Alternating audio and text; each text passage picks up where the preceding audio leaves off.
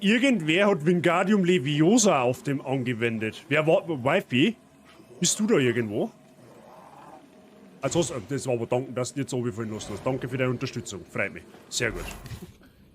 Oh, da ist Kraut. Oh, ich hab mich noch nie so über Gras gefreut. Ja. Jetzt schleicht die halt einmal. Ha, das gibt's doch nicht. Oh ja, da geht's zu. Die haben noch keine LED-Birndeln, habe ich. Da schon Röhrenbirndeln haben die noch. Das ist nicht zeitgemäß. Der Robert Habeck, da sind. Na, da pass auf, wenn ich schicke dann Habeck vorbei, dann hat er sich gleich ausgegeistert. Dann hast du erst ein Gespenst in deiner Bude. War ziemlich cooler auch, definitiv. Oh, jetzt kommt die blöde Fotze von hinten. Möchtest du eigentlich. Oh Gott, das ist jetzt zweifelhaft da. Ich hab's. Nein, leider, ich hab's nicht so gemacht, wie ich es gesagt habe, okay? Halt sein Bittchen zurück. Kurze Frage. Das Arkham Asylum, ist das ein Hochsicherheitsgefängnis oder einfach eine Irrenanstalt? Oder beides? Es ist immer wieder schön, auf meine kleine Hacienda zurückzukehren. Hochsicherheits-Irrenanstalt. Okay, ein Kombi aus beidem, na toll. Der deutsche Bundestag quasi. Was ist jetzt mit dir, Maral? Schirm ein Nümmerchen oder? Okay, sie ist offensichtlich nicht begeistert, wenn ich mit ihr ein Nümmerchen schirme her. Mats, chill dein Bandscheiben. Ja? Ja, das ist unser Headset. Warum hörst du da nichts? Ich verstehe die Frage nicht. Und warum hast du so viel Haar auf deinem Dödel? Noch nicht! Das meine ich ernst! Ja, ist schon gut. Hey, kannst du mir bitte nicht den Stick Gold Tee schauen? Das war ganz zauberhaft von dir. Mats, reiß dich zusammen. Es sind Zuschauer anwesend. Ist mir wurscht, ob die anwesend sind. Ist schon gut. Der Legolas schießt dem Elch aus 5 Kilometer Entfernung mit einem Arm auf dem Rücken gebunden, einen stumpfen Pfeil mit einer durchhängenden Bogensehne ins Arschloch rein. Und zwar genau ins Arschloch. Ja? Der hat den Skill dazu. Ja? Und schaut dabei noch gut aus, richtig. Was ist mit ihm eigentlich verkehrt? Hat er irgendeine Störung? Hat er irgendeinen Knick in der Matrix? Oder warum läuft der gegen sein Gitter? Ich verstehe die Frage nicht. Da haben wir wieder beim Thema. Durch den Helm, da siehst du keinen Meter durchgesogen Kibius ist. Das kann nicht anders sein. Das gibt's nicht. So blind kann kein Mensch nicht sein. Ich bin mir jetzt nicht sicher, wie ich drauf komme, aber ich glaube, die haben so einen Dödel angeschnitten. Ne? Das schaut nicht ordnungsgemäß aus, was du da hast. Ne? Ich meine, du wirst mich jetzt gleich umbringen, aber ich wollte einfach nur mal eine Frage stellen. Ne? So ganz freundlich. Aber das Eis ein wenig brecher. Verstehst du, wie ich meine? Dieses Pokémon fühlt sich glatt und feucht an.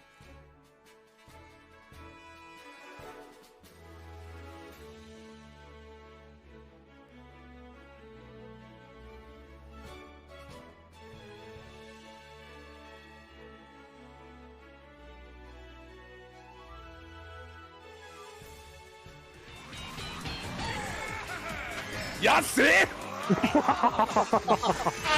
Das Salz ist stark in dir, mein Freund. Batze in Elefantentanga und Nippelsternen. Let's go sich vor Lachen auf dem Boden wälzen. Batze in Elefantentanga und Nippelsternen. Jetzt wird's aber schon extrem. Also, ihr sollt nicht die Viewer eher einen Kopf bumsen mit deinen. Also, so ein Unrealismus. Jetzt mach nicht dir zur Grütze fix, ich red mit meinem Chat, du hast jetzt Pause. Zupfte. Ja, ist mir wurscht, scheiß auf Gegnerpräsenz. Okay, scheiß doch nicht auf Gegnerpräsenz. Okay, das war... Okay, da sollte man vielleicht nicht blindlings reinrennen. Ich war noch so jung. Du blöde Sau, du blöde.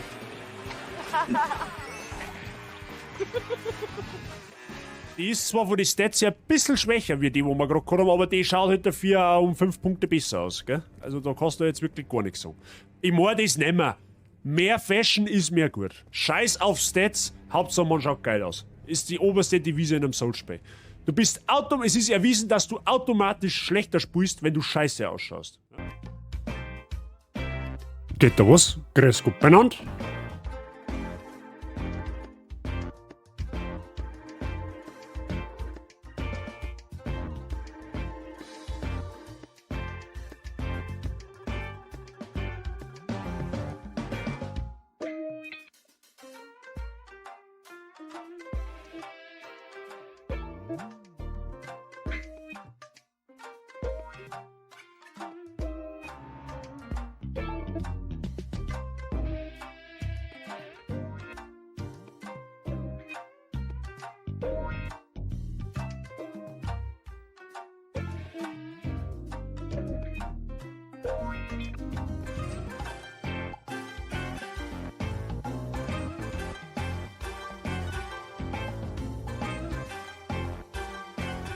So, grüß Gott beieinander. Habe ich dir Billinger, habe ich dir Andi, merci dir für dein 5er Streamstreak an Pfingsten.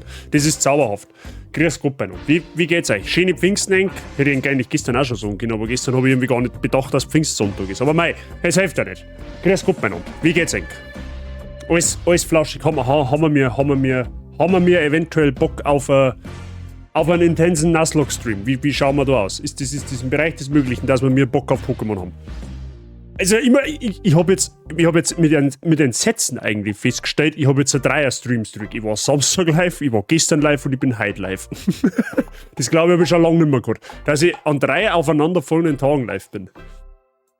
Also das habe ich wirklich schon lange nicht mehr hingebracht. Ich glaube, das letzte Mal war das der Fall, wie Corona gewesen ist. Oder wie ich wegen Corona daheim war.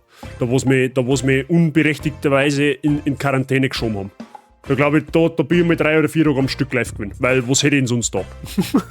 Aber so, dass ich 3 Tage hintereinander live bin, das habe ich tatsächlich schon wirklich lange nicht mehr gehabt.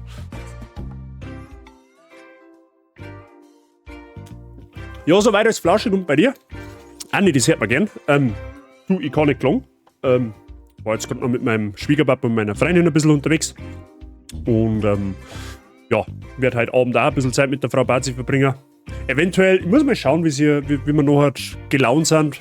Ob man vielleicht noch ein bisschen, je nachdem wie es wieder ist, weil bei uns mit der schwere Gewitter heute, werde ich ja vielleicht noch ein bisschen den Vorschlag unterbreiten, dass wir eventuell noch in eine Eisdiele gehen. Aber wie gesagt, müssen wir vom Wetter abhängig machen.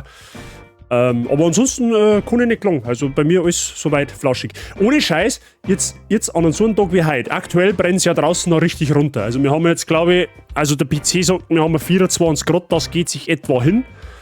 Und jetzt ist gerade so ein Moment, wo ich mein neuer Streaming-Raum sozusagen ein bisschen feiert, weil der ist im Keller und es ist angenehm kühler unten.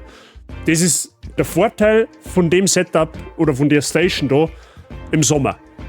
Eventuell ist dann wieder eine andere Geschichte. Das werde ich dann im Oktober, November erst feststellen. Da wird es dann wahrscheinlich zu kalt werden. Aber das Gute ist, ich habe da drüben 3 Heizkörper. Also, ich glaube, dass ich für alle Gegebenheiten einen guten Riecher gehabt habe mit dem Tischstorer. Wenn es wieder schlecht ist, sind weniger Leute unterwegs. Also geht's. Das stimmt allerdings wieder. Ja? Also, wenn es schlecht wieder ist, dann haben wir weniger Gestöre auf der Straße. So. Das ist. Ich meine, da kann zwar dann der Motorradler in Spee eher weniger anfangen, weil wenn es wieder scheiße ist, ist der Motorradler auch nicht auf der Straße, aber so grundsätzlich hast du gar nicht einmal Unrecht. Naja, schauen wir mal. Wird schon recht werden für alle Gegebenheiten, da ich sagen. Störe sind immer unterwegs. Ja, das gibt immer Ohrenbläden. Das ist ja das Problem. Das Problem ist, dass es so bei mehreren werden, so gefühlt. Ne? Das hat der Meister zu seiner Zeit schon gesagt, 1900, keine Ahnung, was das gewesen ist. 89, 88, ich weiß es nicht. Der hat das schon weise vorhergesehen, dass das irgendwann einmal so wird. Und er hat nicht Unrecht gehabt. Aber naja, was das Schöne ist, wenigstens in dem Haufen da erinnert, gut, da haben auch Gestöre, aber im positiven Sinn Gestöre. So, wir haben alle den gleichen Dachschaden, wenn man so will. Ne? Und das ist was Zauberhaftes. Da kann man sich so ein bisschen abschalten, wenn man so sehen will. Ne? Aber naja.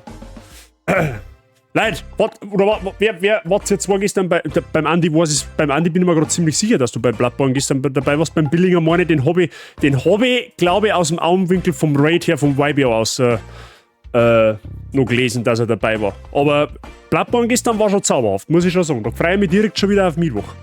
wenn wir Bloodborne weiterspielen. Also ich glaube, jetzt habe ich aktuell, das habe ich schon wirklich eine Zeit lang nicht mehr gehabt, dass ich wirklich 2 Projekte laufen gehabt habe, da wo ich so richtig Bock habe, dass ich weiterkomme. So, das ist sowohl jetzt bei der Nuzlocke so, als auch bei Bloodborne so. Dachschaden Ultras, wir sind mal Dachschaden Ultras, ja, Bazi-Gang. Das ist quasi jetzt eine neue Stufe. Ja? Wenn man Bazi-Gang durchgespielt hat, dann kommt man zu den Dachschaden Ultras. So kannst du es natürlich auch sehen. Dachschaden Ultras, das hat auch noch keiner gesagt. Das ist zauberhaft. Naja, müssen wir mal schauen. Brennan, wir haben halt in der Naslog einiges vor, beziehungsweise es steht uns einiges bevor. Einiges an Content. Wir haben jetzt ziemlich gleich am Anfang am Bosskampf. Da wo man natürlich auch wieder Kanalpunkte investieren kann, das ist sowieso klar. Wir müssen dann irgendwie schauen, dass wir durch den Ewigwald durchkommen. In diesem Ewigwald haben wir zudem einen Encounter. Dann werden wir, wenn wir es durch den Ewigwald durchschaffen, einen Besuch in der alten Villa, der werden wir einen Besuch abstatten. Und in dieser alten Villa haben wir auch wieder 3 Encounter. 2 davon sind statisch und 2 davon sind ziemlich OP. Und dann müssen wir mal schauen, wir werden dann in den nächsten Stock kommen, da werden wir uns auch ein bisschen umschauen, dann werden wir noch den einen oder anderen zusätzlichen Encounter kriegen. Und wenn dann noch alles halbwegs beisammen steht, dann haben wir noch einen Arenaleiter heute. Also heute haben wir tatsächlich jetzt die nächsten 3 Stunden so einiges an Schwitzen und an Content und an quasi alles ein bisschen mit dabei. Du überspringst die Basegänge und bin gleich ein Ultra. Ja gut, okay, du überspringst. Du lässt quasi den geschubsten Status aus und machst das gleich. Also ja gut, das ist... Du bist dann Ultra geschubst. Wenn man so mehr hört. Du bist dann der Ultra geschubste. Sagt man ja an deiner 5er Streamstreak, ne, Andi? Du hast das schon bewiesen. Du hast es auf alle Fälle. Ich bin mir jetzt nicht sicher, aber ich glaube, es hat schon welche. Ist jetzt natürlich kein Wink mit dem Zaunfall, um Gottes Willen. Aber ich glaube, der Spotty hat einmal eine Simmer-Stream-Streak gehabt. Wenn mir jetzt nicht alles täuscht. Der, glaube ich, war mal 7 Streams in Folge anwesend. Beim Spotty bin ich mir sogar ziemlich sicher, dass das so gewesen ist. Aber das ist schon eine Zeit her. Generell, das mit der Streamstreak finde ich übrigens eine super coole Sache von Twitch, dass die das eingeführt haben, weil da werden einfach Zuschauer fürs Zuschauen belohnt und das finde ich zauberhaft. Ne? Genauso, das ist ja das, was ich eigentlich dabei sage, dass für mich jetzt als Streamer ist das Zuschauen von euch wichtiger als alles andere, weil nur so, da wächst halt einfach die Community weiter oder die Chance, dass dann dazu die Community weiter wachsen kann, ist halt dafür umso besser dann. Ne? Mal klar, brauchen wir nicht reden, ich freue mich natürlich auch, wenn gesappt wird oder was weiß ich, was um Gottes Willen. Aber das Zuschauen ist für mich das A und O. Ich glaube, da gibt es Leute, die sind immer da. Ja, das sowieso. Also mittlerweile bin ich seit, sage jetzt einmal 1,5 Jahren, ich mache jetzt den schon da das 4. Jahr. Und seit 1,5, 2 Jahren bin ich ja so, dass ich sage, okay, es ist egal, wann ich live gehe, es ist immer irgendwer da. Und das ist für mich halt einfach, ja, das ist für mich ein Ding, das hätte ich mir selber nie gedacht, dass ich das einmal schaffe. Das ist ja jetzt wurscht, ob da jetzt 5 da sitzen oder 20, also so im übertragenen Sinn, aber ja, es ist immer irgendwer da, das ist das Schöne. Und Ripsi, Habiteri, grüß dich gut, wie geht's da? Ja, gewisse Leute sind immer fest da, ja. So der harte Kern, die harte Gang, der harte Schaden, der ist immer da. Unter anderem der Billinger, eigentlich der Sprengi, irgendwer, der jetzt mich habe, der Sprengi ist gefühlt auch immer da. Der Sprengi ist wie so ein belgischer Schäferhund. Ne? Du hörst ihn nicht und du sagst ihn nicht, aber glaubt's mir, er ist da. Und wenn man einmal sagt, dann hat man richtig Glück. Das ist dann wie so eine Art, keine Ahnung, du sagst, das ist wie wenn dann einmal so ein Ferrari, so einen richtig geilen Ferrari an deiner Hauptstraße vorbeifährt und sagst, da kannst du nicht anders als wir hinschauen. Das fällt dir sofort auf. Das ist der Sprengi. Die Wifi und der Sprengi sind immer und überall anwesend, habe ich teilweise das Gefühl. Ja. Das liegt aber auch daran, und das ist gut so, dass einfach diese Bubble, die wo sie da einfach gegründet oder gebildet hat, da haben wir wieder so, die haben alle den gleichen Dachschauen. Jeder füllt irgendwie so ein bisschen eine Nische aus, die wo für jeden irgendwie passt. Und deswegen, ich finde das schön. Geht so, danke, das Fest von gestern sitzt noch in die Knochen. Arbeitswack. Rübsi, Konterhalbe oder voll Wasser. Eins von beiden. Sprenge der Ferrari unter den Lurkern, Bazi 2024. Gern geschehen.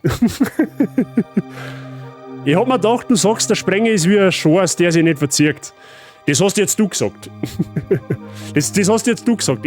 Hallo, ich als Streamer kann ja sowas nicht über meine Chat-Teilhaber sagen. Das war ja direkt. Das war ja Diskriminierung, oder? Das war ja, weiß ich nicht. Bin ja froh, wenn die Leute da sind. Ich kann mir ja die Leute nicht versprengen. Da darf man ja selber ins Knie schießen. Aber wenn du das als Chat-Teilnehmer an anderen Chat-Teilnehmer aufbrennst, ist das dein Bier.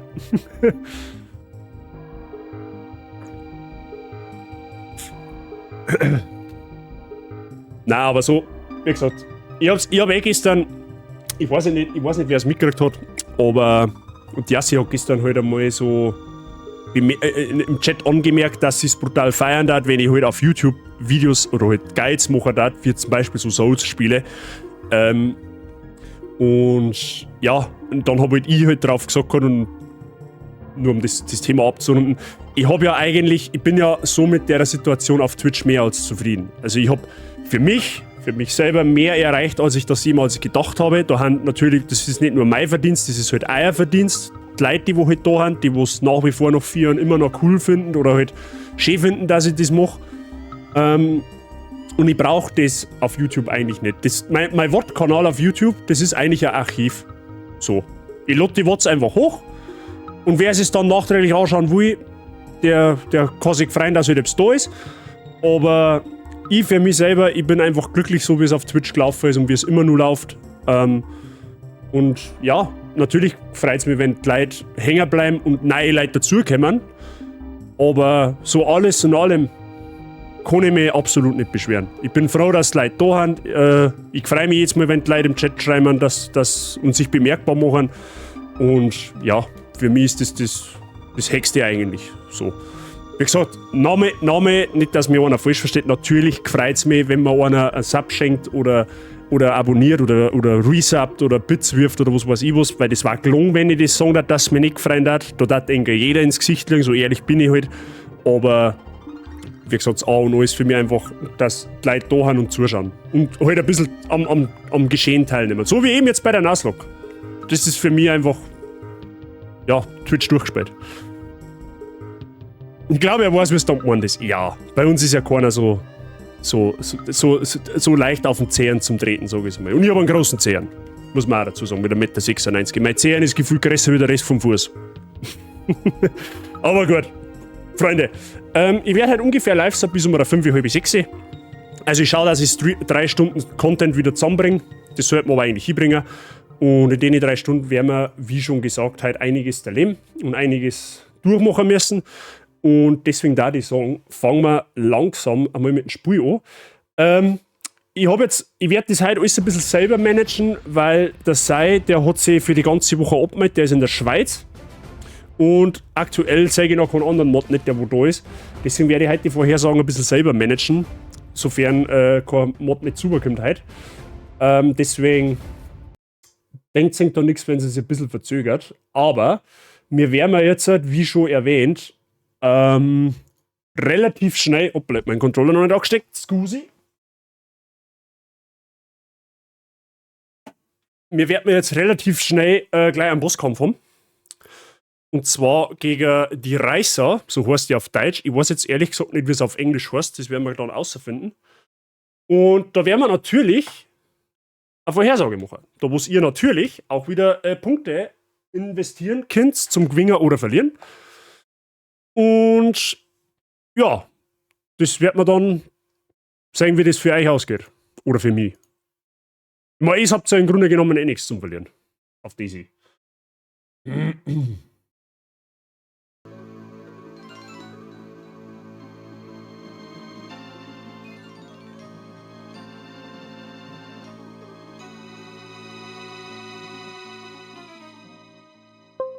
Gut. 1,96 bist du hoch, Alter, da würde man das Knack abbrechen, wenn man sich gegenüberstanden hätten. Warum bist du kleiner, oder wie? Bist du quasi ein Laufmeter, oder wie? So, da brauchen wir Kamera auf alle Fälle da herum. 1,70? Da hast du ungefähr die Größe von meiner Freundin. In etwa. Ich glaube, meine Freundin ist 1,68 oder so. Also, war jetzt, du gangst mir dann ungefähr bis zu den Schultern. Ungefähr. So, vielleicht so weit runter. Also, war jetzt nicht dramatisch. So, Freunde, da haben wir letztes Mal stehen bleiben. Das Coole ist, wir können jetzt überall und jederzeit auf Box zugreifen. Das ist ein sehr geiler Quality of Life Change.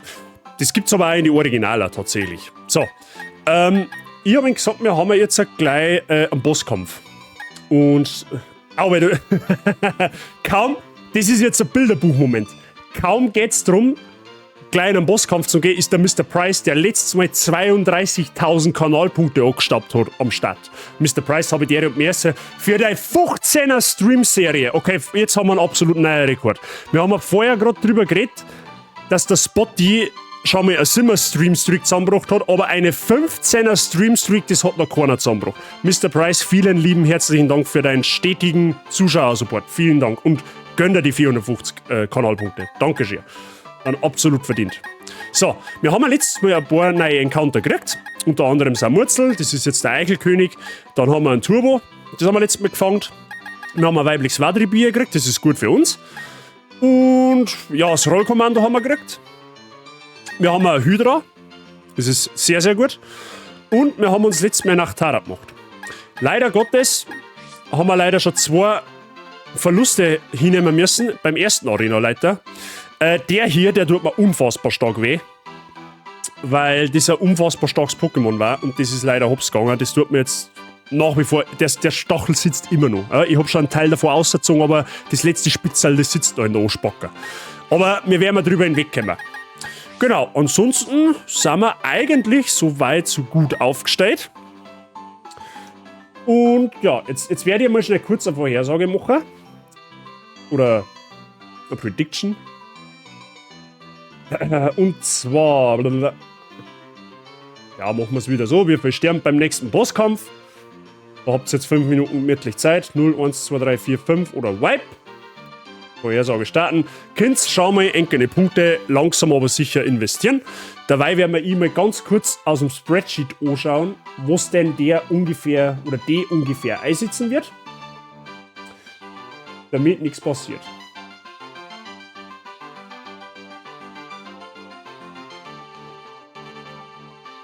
Ah, hat jetzt das nicht übernommen. Moment, da muss ich mir da nochmal.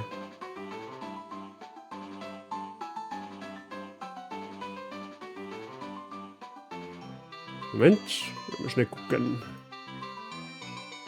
Also ich weiß noch aus dem Original, dass der auf alle Fälle ein Janero hat und Janero ist ziemlich tanky.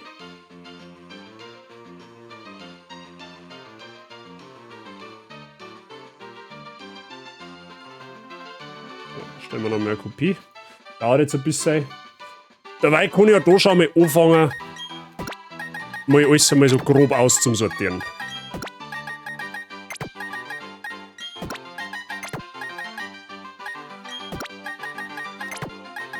So, Hydra los jetzt einmal vorsichtshalber schon mal dabei, weil ich werde mal davon ausgehen, dass wir Hydra auf jeden Fall mitnehmen. So. Da haben wir jetzt die Kopie, das ist jetzt gut für uns.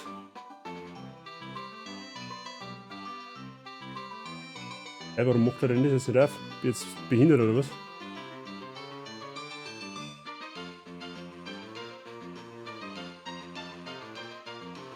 Trainer Documentation.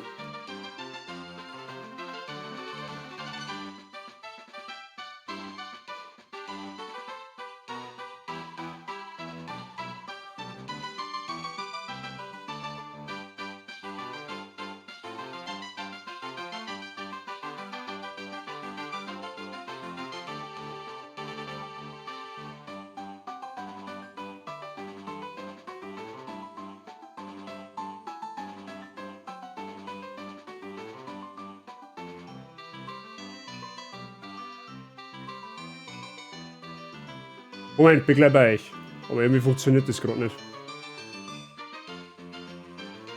Das mit der Encounter hat man ohne weiteres probiert, das passt. Aber warum kann ich jetzt die Trainerdokumentation nicht aufmachen? Nervt mich schon wieder!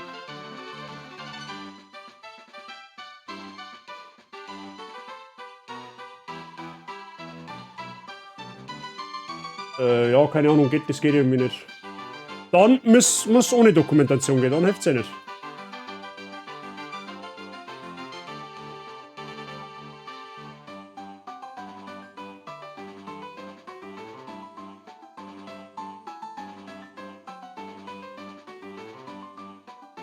Gut, dann hilft's ja nicht. Da muss so eine Dokumentation gehen. Okay, pass Obacht. Wie gesagt, ich glaube zu wissen, dass die ein Scharnierer hat. Aber ich kann mir halt nicht vorstellen, was da sonst noch alles im Busch ist. Das heißt, wir müssen uns relativ breit aufstellen. Scharnierer ist auf alle Fälle physisch-defensiv eine Niete. Aber ich glaube, dass ich tatsächlich mit dem Team gleich einige, was ich jetzt die ganze Zeit gehabt habe. Weil da decke ich eigentlich alles so ein bisschen ab. Bis auf Rollkommando, ich glaube, da nehme ich eher nach Taranum mit. Da die schon fast sagen. So, dann brauchen wir aber auf alle Fälle noch Sonderbonbons.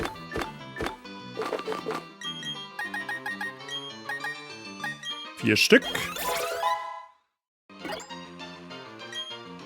Das ist Finte, okay.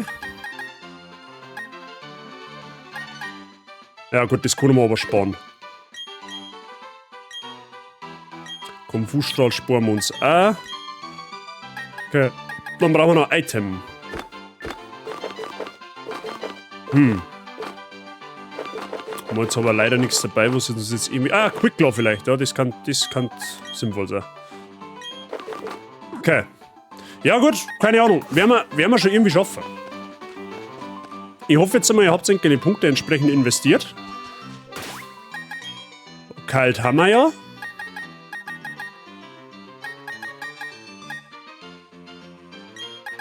Schauen wir uns das Moveset noch an. Oh, das hat Twister Cord, Splash Flail, Bind, Thrash, Fuchtler war gut. Sade, okay.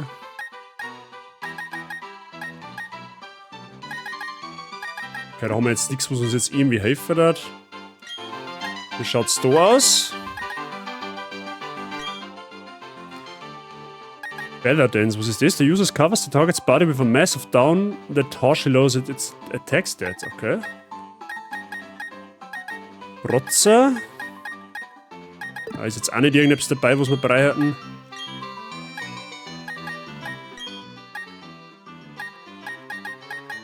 Da haben wir auch nichts drin. Der Uri Bimmler. Kinesis. Ally Switch, das bringt uns nur in Doppelkämpfe. Schockwelle. Das war sogar sinnvoll.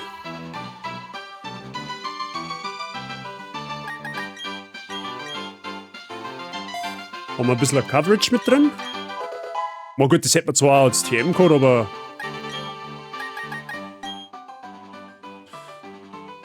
So, Leverage Razor, Leaf Bulldoze, das nehmen wir jetzt auf alle Fälle mal mit.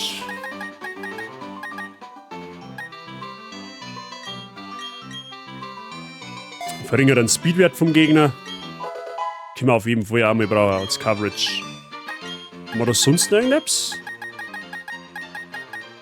Stealth Rocks können wir auch mal mitnehmen. War gut, wie gesagt, das sind jetzt lauter TMs, die wir ohnehin hätten. Aber wenn wir schon Sets bauen, dann machen wir es gescheit. Genau, der Rest ist irrelevant. Haben wir nur noch nach Tara.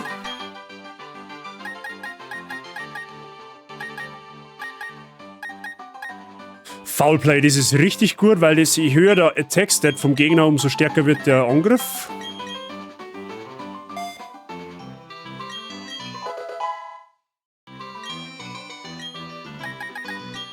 So.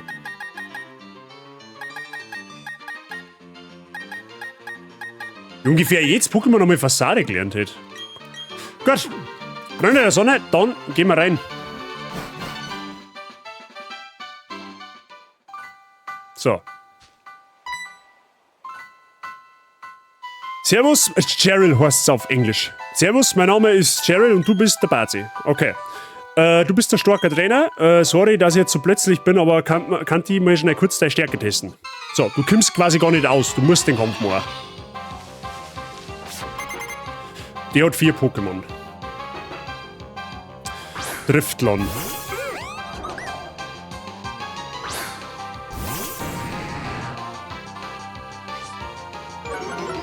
Ich bin mir sogar ziemlich sicher, dass das Ding irgendwie Schockwelle oder so einen Scheiß hat.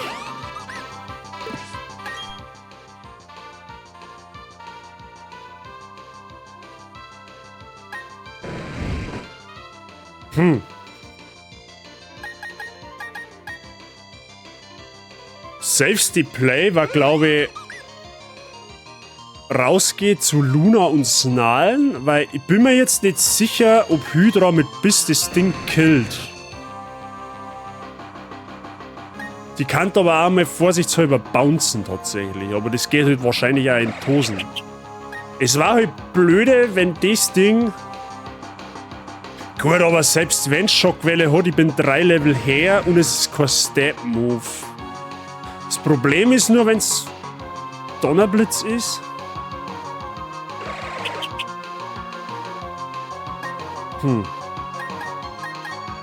Sollen wir bouncen? Ich bounce jetzt einfach mal. Ja, Schockwelle, okay.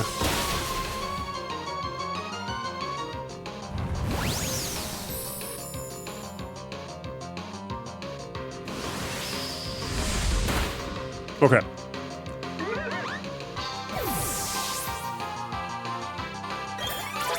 Hat ja schon mal funktioniert. Walmer. Alter, ist das fett, das Vieh. Leck mich am Arsch. Das Walmer muss aber auch irgendwas haben, weil sonst war es jetzt nicht einer gekommen. Deswegen gehe ich jetzt einfach mal auf den Bowser. Weil das muss ja irgendwas haben, was auf mich sehr effektiv ist. Sonst war ja Walmer jetzt nicht gekommen. I guess.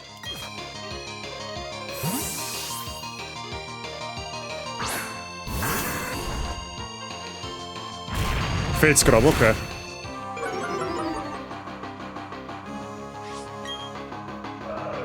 Machen wir Stealth Rocks. Oh, das hat Weißnebel.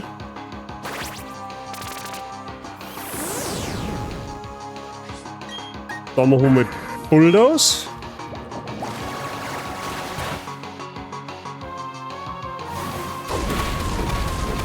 So, jetzt droppen wir mir sein Speed. Oder auch nicht. Ach, keine Weißnebel gemacht hat. Okay, ja, dann machen wir Bullezid. Hoffentlich verwirrt er mich jetzt nicht. Nice. Was, das ist ein Zui-KO. Okay, nice. Makuita. Kriegt Schaden durch Tarnsteine. Das ist jetzt eigentlich eine gute Sache für Kruzifix. Weil wir kriegen einen Bedroher raus, wird der Angriff von Makuita um eine Stufe gesenkt und wir haben eine Schwäche gegen das Ding.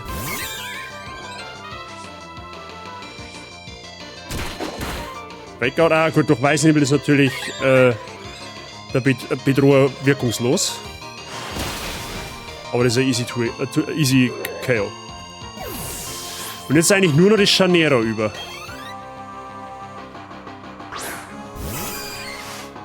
Genau. Da ist halt jetzt die Frage, was macht das Ding? Also, es kann auf alle Fälle Weichei.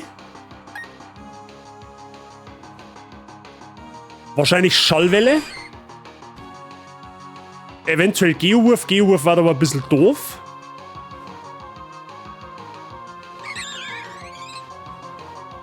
Und noch irgendein Coverage-Move wahrscheinlich. Vielleicht Donnerwelle. Ding.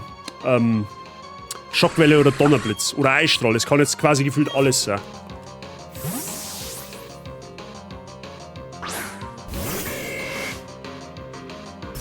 Eisstrahl, okay.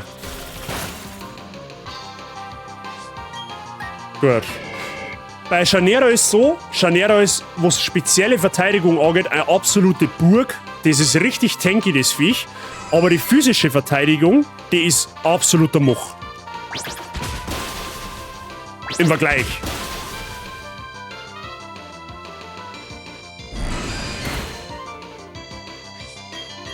Easy. Nice.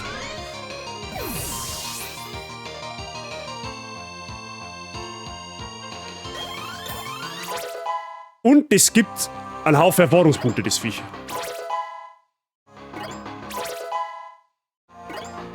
Ungefähr jedes Pokémon kriegt jetzt ein Level. Und ja, sie habe die Ehre. 5er Streamstreak. Vielen lieben Dank. Eher 50, aber egal. Was eher 50? Was meinst du jetzt? Okay, dann haben wir den ersten Bosskampf ja relativ easy überstanden.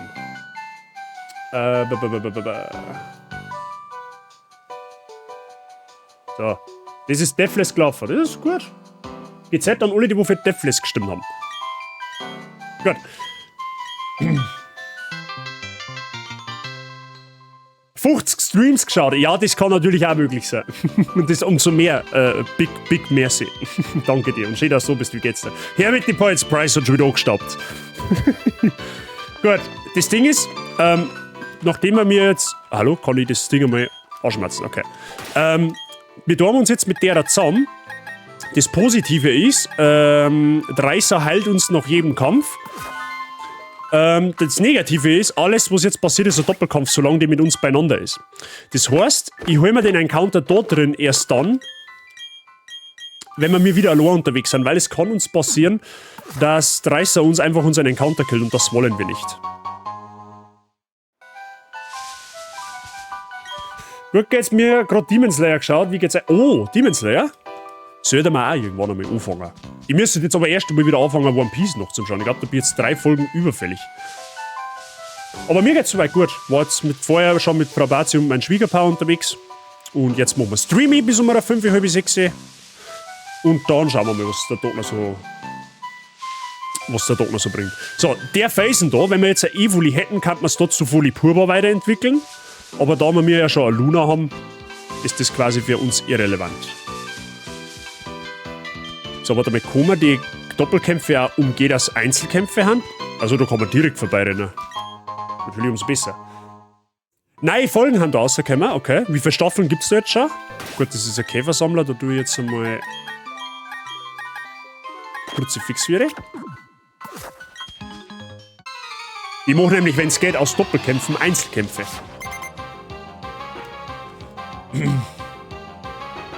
Okay, weiter.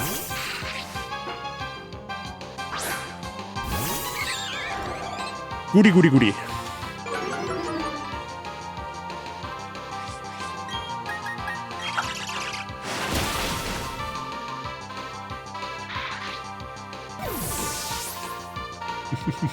Was hast du? Das ist der Incognito Hype Trim Price. Ja. Ja, da geht Staravia geht da durch, das da, der haben wir gar nicht lange miteinander.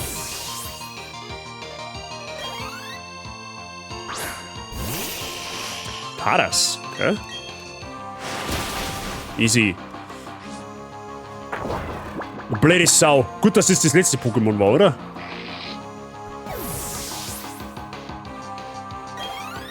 Tatsächlich. Ja gut, okay. Dann nehme ich es mit. Freunde, übrigens, ich hab schon heute in der Früh versucht, ein Zintig-Emote animiert zu machen, aber ich bin noch nicht bei der Finalversion. Also es kommt die nächsten Stunden noch ein weiteres animiertes Emote für euch dazu. Ich muss aber erst schauen, wie ich das am besten gestalte und dass es von der Größe her richtig passt. Okay? Also es kommt noch tatsächlich noch ein Emote dazu. Mit Yasik ist dann tatsächlich draufgebracht. Zauberhaft. Aspiror.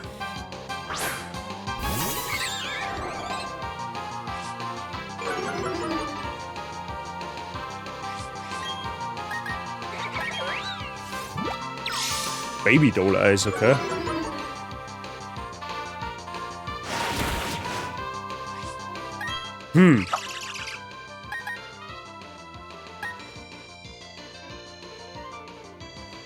Ich weiß ja nicht, was das Ding kann. Ich bleib jetzt einfach einmal drin.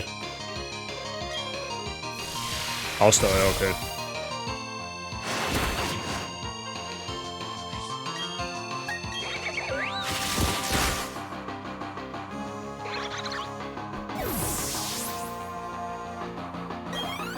Bist du ein beschädigtes Cheat-Pokémon? Man munkelt. Meryl, das hat Huge Power auf jeden Fall. Da muss man ein bisschen Obacht geben.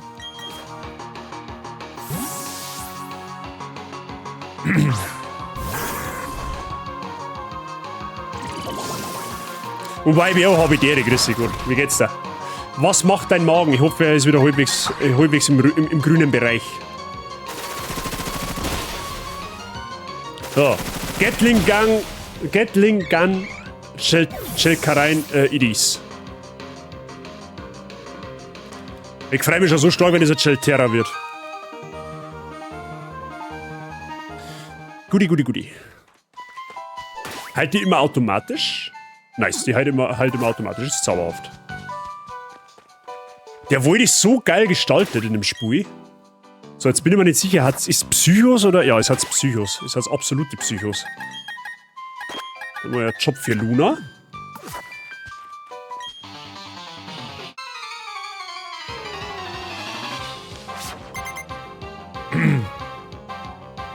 Spoink!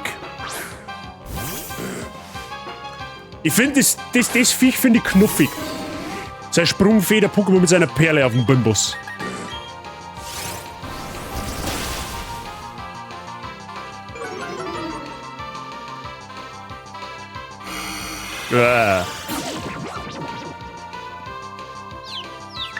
Normalerweise müsste Nachtara ja irgendwann auch noch Mondschein lernen. Dann können wir uns nämlich selber heilen.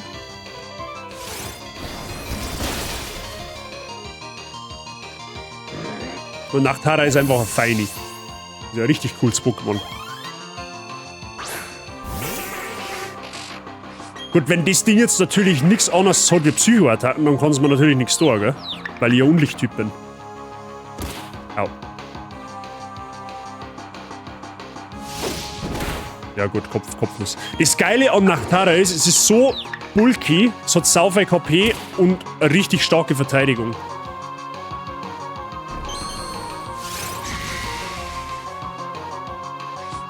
Gut, ich hab Foul Player, ne? Ist er nicht so?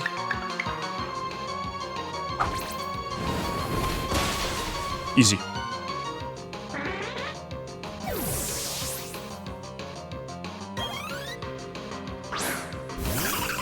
Eine Pupanze. Der Nachtara einfach ein Zerstörer vom Psycho-Pokémon.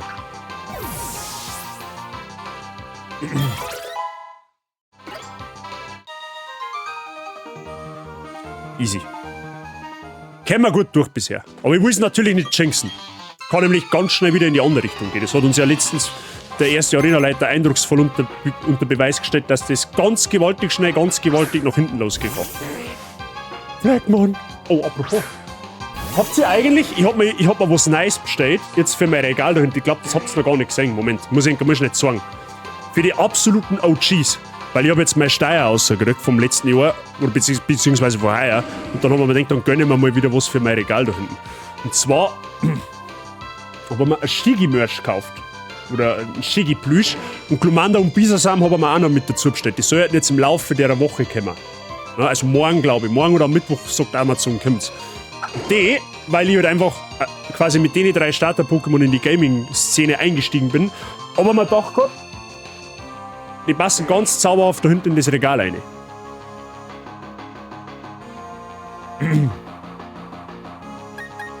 Gut.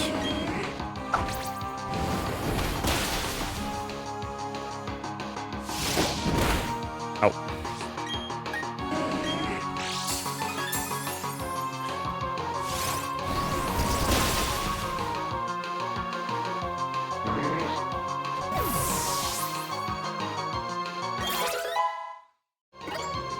Ich glaube 26 ist jetzt Level Cap, wenn mich nicht alles täuscht.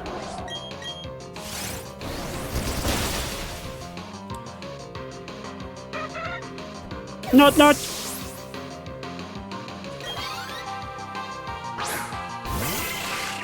Okay, faule Eier. Easy.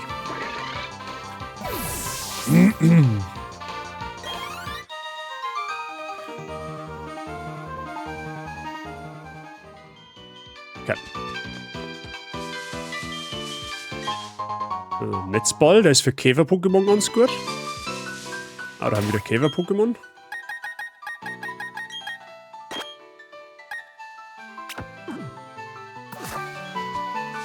Schauen wir mal, gibt es da rum noch irgendetwas? Ah, da können wir eh auf, okay. Glaube ich. Ah, das ist ein Item. Trank. Gut, den brauchen wir jetzt nicht, weil Dreißer uns ja jederzeit wieder heilt. Aber die Trainer nehmen. Ich möchte schon so machen, dass ich möglichst, wenn es irgendwie möglich ist, jeden Trainer ein bisschen mitnehmen, damit es halt ein wenig spannender bleibt. So. Weil wenn ich halt jeden Trainer ausweiche, dann stirbt man halt auch nichts. Oder dann ist das Potenzial halt geringer, dass man was stirbt. Aber ich glaube, so passt es dann schon. Ja, jetzt dann auf alle Fälle, ich weiß ja, was wir jetzt noch theoretisch für Encounter kriegen in der alten Villa. Und ich hoffe einfach so stark, dass wir es gefangen kriegen, weil die zwei Encounter von den 3, was wir kriegen, die haben halt schon Turbo broken. Oder potenziell Turbo broken. Es war Tarnheal natürlich auch gewesen, aber ne, das wissen wir ja alle, wie das ausgegangen ist. Das war nicht so gut für uns.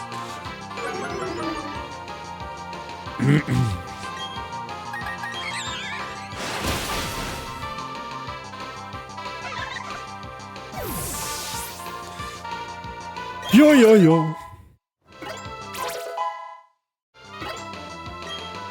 Oh, Seed Bomb. Das ist natürlich geil. Seed Bomb ist ein 80er Stärke-Move mit 100% Genauigkeit. Das heißt, die müssen halt, um das zum Toppen, mindestens 4-mal treffen bei Kugelsaat. Das heißt, der Bullet zieht dann einfach weg. Samenbomben einfach ein deutlich stärkerer Angriff. Und kein Gamble an der Stelle. Oh, Bibor. So, kein Bedroher? Oh, Imagine Mega Bibor. Ich freue mich schon so stark, wenn die 3.0er Version rauskommt, weil da gibt es dann scheinbar Mega-Entwicklungen. Mega-Entwicklungen im Pokémon ungefähr die geilste Sache gewesen, die wir jemals in das Franchise gebracht haben.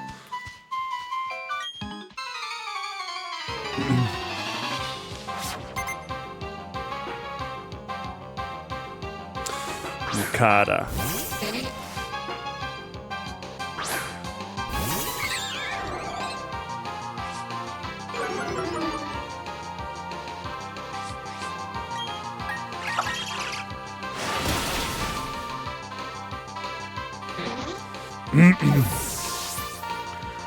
Schön. Pudox.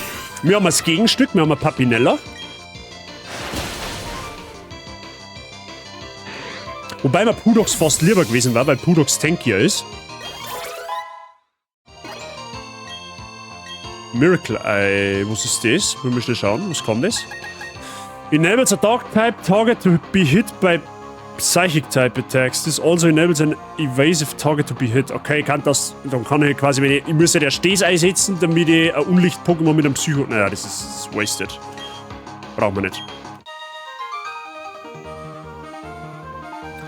Okay, nice. Ja, passt. Nehmen wir so. Ah, da haben wir die 2 Psychos. Das ist dann quasi wieder eine Sache für Nachtara.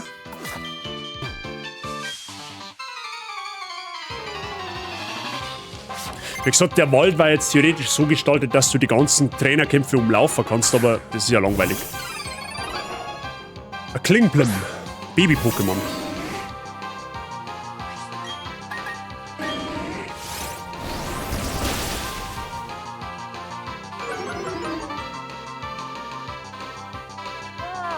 Oh Gott.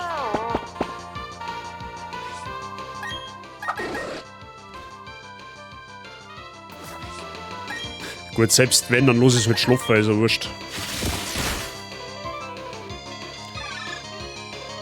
Nur 2, nur ein Pokémon, aber mal schauen, was das ist, weil das können wir wahrscheinlich stallen. Und wir haben ungefähr 6 Level her. Hat Weiterentwicklung. Palim. Das soll man eigentlich aushalten.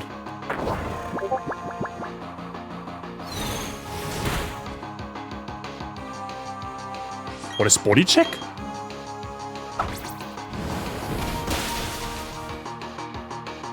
Ja, das Bodycheck.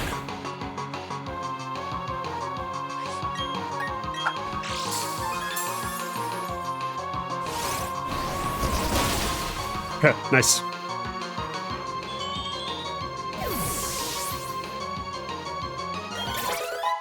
Ich glaube, Staravia ist auf Level Cap. Oh, Knirscher.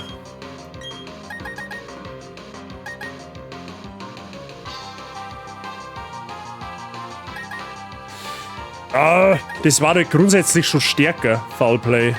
Ich glaube, da bringt uns Knirscher erstmal nichts. Aber du kannst mit dem Ding Verteidigung schwächen. Ich glaube, wir lassen erstmal Foulplay.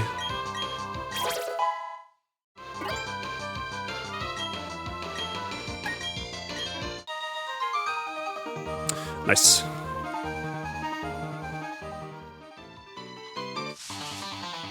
On.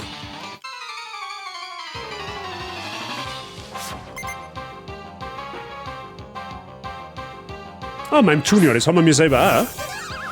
Da müssen wir tatsächlich ein bisschen aufpassen, das ist nämlich teils Fee.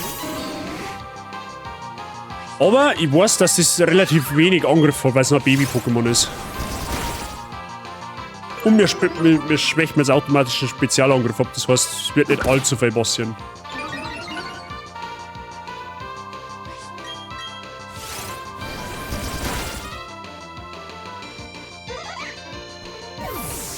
Müssen wir mal schauen, weil das müsste sich ja dann auch irgendwann noch entwickeln. Das unsere. Zu dem Teil, oder? Pantimos. Ja gut, Zugabe, das tut mir jetzt weniger. Oh, das war sogar ein Crit.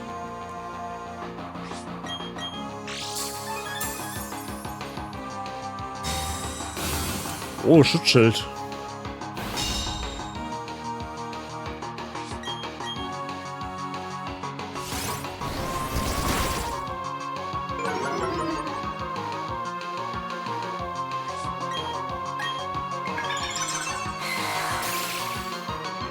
Okay, was hilft dir das jetzt? Gar nichts. Der Clown ist down. Der Down-Clown. Easy. Nice. Da müssen wir jetzt, glaube ich, eh schon hübsch durch sein, oder? Ah ja, cool, wir haben schon durch. Perfekt.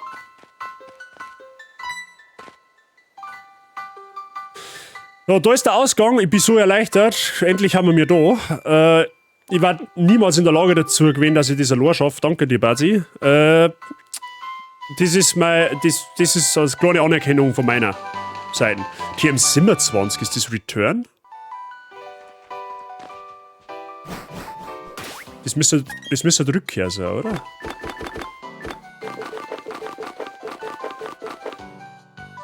Ah, nein, das ist, oh, leck, wie heißt das auf Deutsch? Low Sweep? The user makes a swift attack on the target's legs, which lowers the target speed stat. Das ist ein Kampfattack, okay. 65 Stärke. Kann ich das irgendwie... Bei Number, ja, so tut mir leid. Das ist nämlich noch Nummer geordnet. Gut, dann kann man uns jetzt da eigentlich gleich einen Encounter holen. Tatsächlich. Oder ich gehe erst in die nächste Stadt, damit wir die einmal freigeschalten haben. So, Route 205, das ist die gleiche wie unten. Das heißt, da kriegen wir erstmal keinen Encounter mehr. Aber wir kriegen da heraus bei dem Honigbaum einen statischen Encounter, wenn wir den alles täuscht. Da müsste normalerweise ein Honigbaum sein.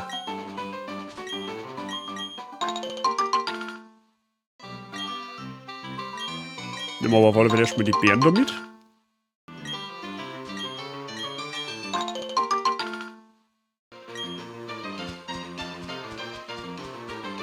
Okay. Bist du ein Trainer? Nein. Okay, die steht einfach in der Prärie im Nichts und verteilt Sticker an Leute, die zufälligerweise vorbeikommen. Da haben wir einen Honigbaum, das ist ein statischer Encounter, den dürfen wir einmal mitnehmen. Und jetzt haben die Leute da natürlich auch weggehört. Jetzt können wir nämlich da jederzeit den Shortcut da nehmen. Und da herum gibt es, glaube ich, auch noch irgendwas, oder? Ah ja. Silberpuder verstärkt Käferattacken, das kann uns in der nächsten Arena helfen. Und Schlafrede, okay, ja gut, das hilft uns jetzt eher weniger. Da brauchen wir ein Relaxo dafür. Gut, merken wir uns einmal den Baum, den können wir uns auf alle Fälle noch holen. In dem Großaroma kriegen wir, wie gesagt, nichts, weil auf Route 205 haben wir bereits was gefangen.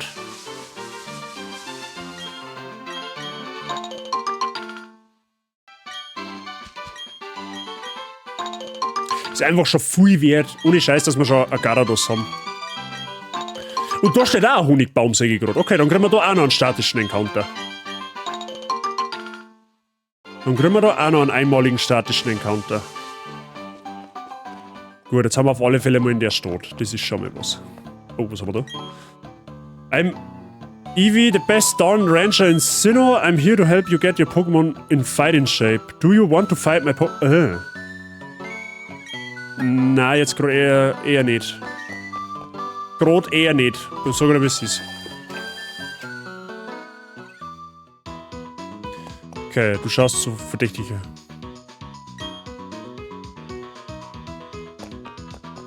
Was haben wir da? Ja, beim Traum kannst du da... Could you help my Clefairy learn Dazzling Glam? Ja. Achso. Achso, wir müssen bei die TM finden, dass wir ihr Zauberschein lernen können, oder was? So, was ich jetzt auf alle Fälle tue, ist mein Bisa-Knosp mitnehmen, weil das kann Schlafpuder und dann werden wir mal schauen, dass wir uns entsprechend die Encounter einschläfern, die wo wir jetzt können, damit wir sicher fangen können.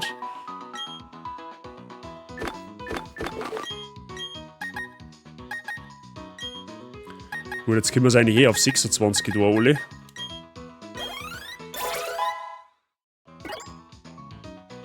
Sludge, oh, das ist gut. Da der mal weg. Ah, das hat ja minus Special Attack, ne? Ja, gut, das hilft ja nicht. Lieber mal das wäre gar nichts.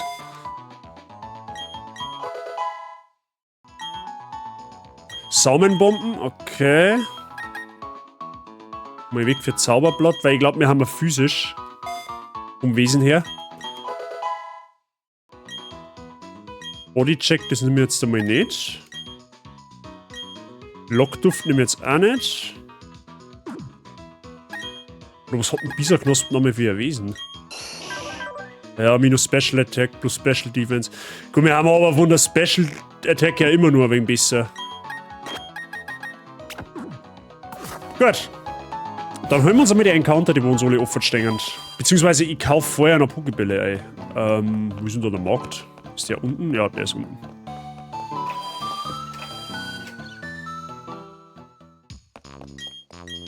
So. Pokéball, wie viel haben wir denn da noch? Oder noch 10? Ja, kaufen wir mal 20, damit nichts passiert.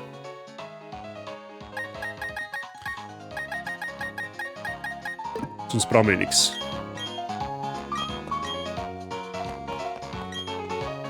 Okay. Gut, in der Stadt schauen wir uns dann gleich um. Jetzt holen wir uns, wie gesagt, erst einmal die ganzen Encounter, die es da gibt. Fangen wir mal da mit dem statischen Encounter an. Dann habe ich Bisa-Knosp jetzt vorn. Ja.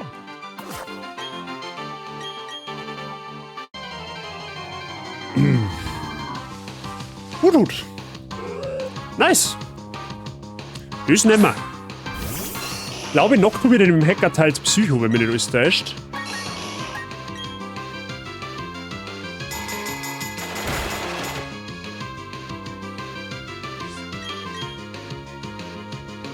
Ah, kann man jetzt wieder nicht einlevern, weil es ein Aufruhr ist.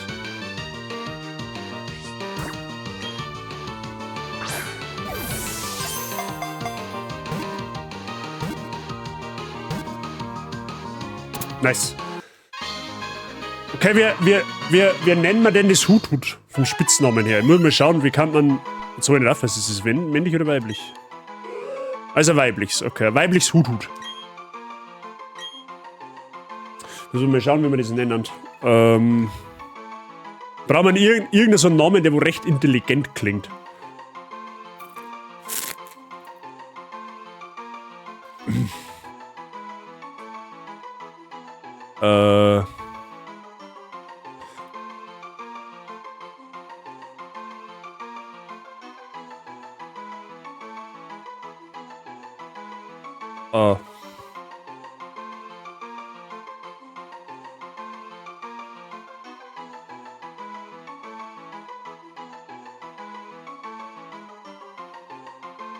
Das geht nicht.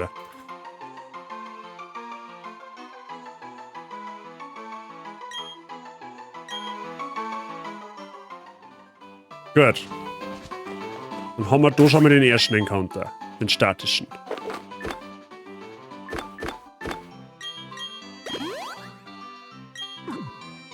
So, dann hören wir uns an den zweiten statischen Encounter. Der ist der Runden, die Trainer mache ich dann noch.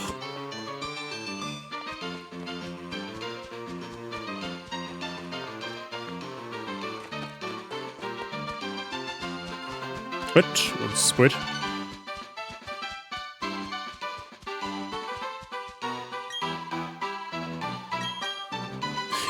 Es war halt brutal, wenn wir am Fax so encountern Daten. Okay, Biber ist geil.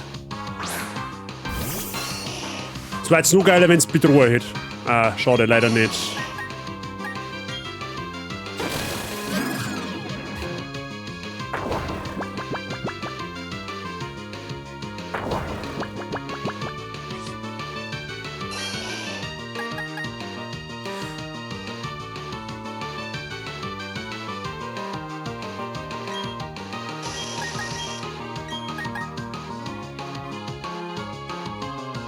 Geht's wieder davon aus, dass du es überlebst.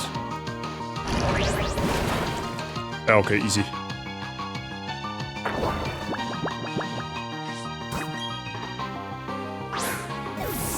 Bleibt uns ja schon drin.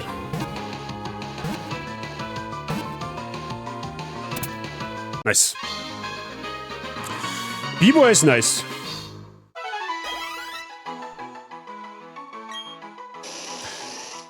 Käfer Gift. Okay.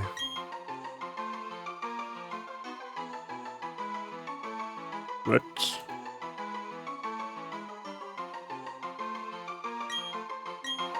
Also mit Needle. Guter Encounter. Muss man natürlich dann erst einmal anschauen, wie die Qualität der Encounter ist, aber bisher glaube ich, können wir uns nicht beschweren. So, jetzt hören wir uns da erst einmal an. Jetzt wollen wir mal schauen, was da eigentlich alles gab, rein theoretisch. Wer haben wir jetzt? Im Wald.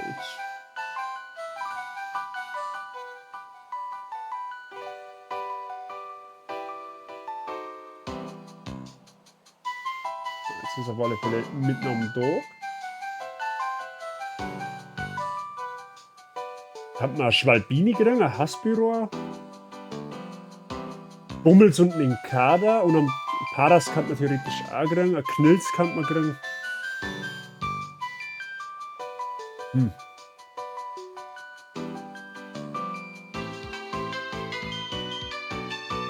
Ja, das ist jetzt alles nicht so das Gelbe vom Ohr.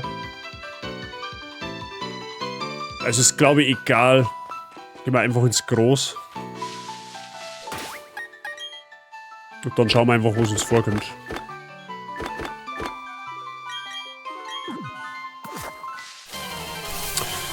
Und wir haben Paras. Okay, nice. Ist fein.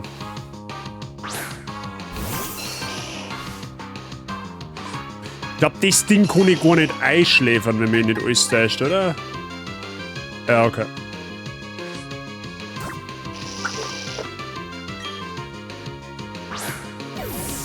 Ah, der ist für Kampf, für Wasser-Pokémon, glaube ich, der Netzball. Aber scheint wurscht zum sein.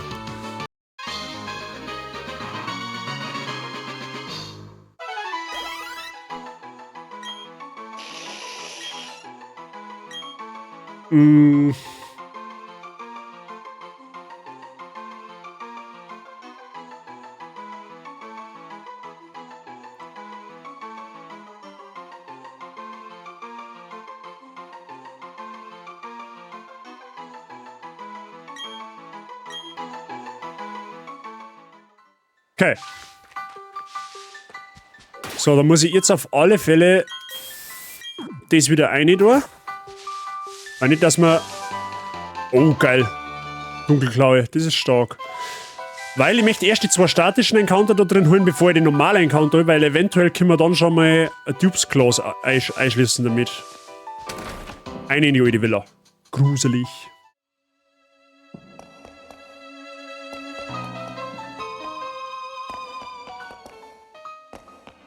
Erst einmal wieder umschauen.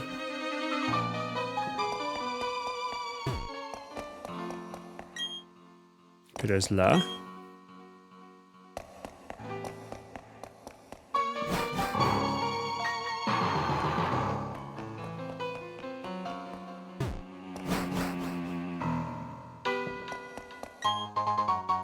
Okay, Old Ghetto, das ist ein alter Kurer, glaube ich.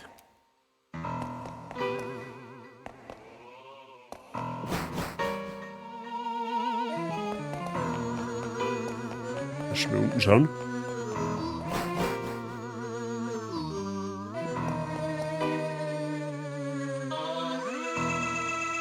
Ich glaube, im Original haben das Geister. Normalerweise haben die gar nicht da.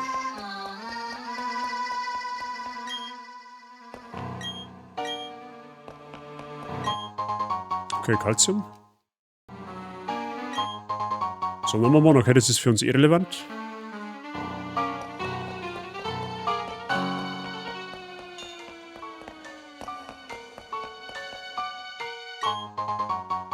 Spelltag, der verstärkt Geisterattacken. Bazi, turn the game console off right now.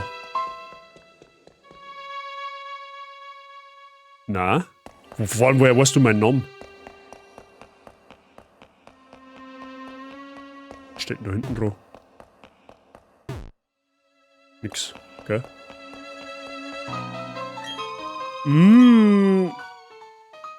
Magst du Old Ghetto? Let me take a look. Muss mir mal schauen. You do, you have some.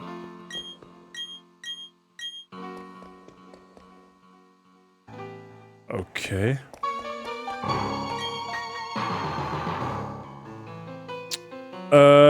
Ich hab gehört, es ist unglaublich, wenn berühmter lila... Okay, irgendein Raumwurm. I need scissors, 69. Scheren? Oder bezieht er das auf das Pokémon-Scissor?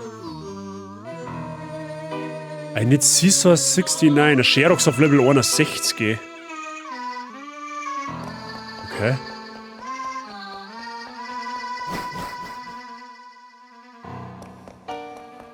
Creepy shit.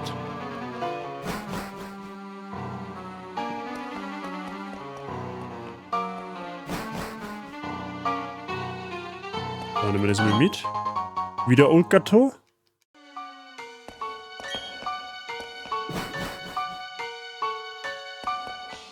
So, da erinnert, bei dem Fernseher kriegen wir den statischen Encounter. Den ersten, der wo ziemlich OP sein kann.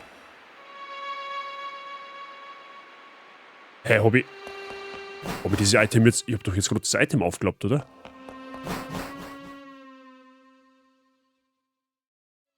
Hä?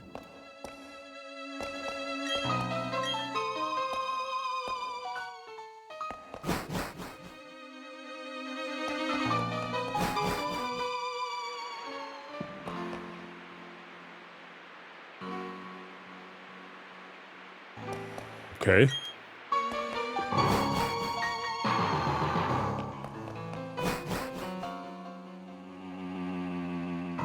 Da haben zwei Betten. Boah, leck! Alter, das Gemälde da auf dem... Moment, ich zeig's nicht auf der Seite. Das glaube ich ist besser.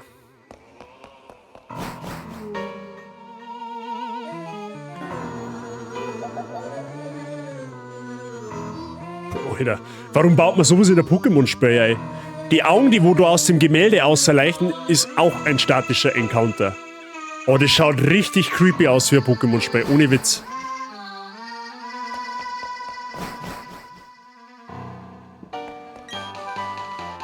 TM90 ist Delegator, kann uns vielleicht einmal helfen. Okay. Dann holen wir uns jetzt erst einmal den Encounter, den statischen Encounter aus dem Gemälde. Da ist schon wieder das Geistermädchen gewesen. So, und wenn wir dann... Alter. Wenn ich mich jetzt umdrehe, hört man sogar was. Alter, ist das krass gemacht für so ein Pokémon-Spiel. Genau, man muss das Gemälde ansprechen und dann springt noch einmal Gengar an. Das hat sogar eine andere Gestalt. Hoffen wir, dass wir das gefangen kriegen. Das ist sogar auf Level 20.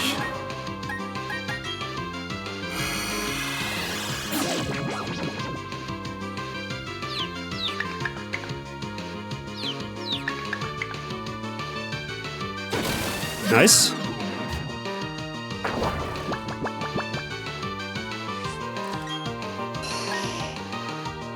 Schauen wir mal mit Samenbomben oder mit... Ja, mit Samenbomben, weil es teils Gift ist.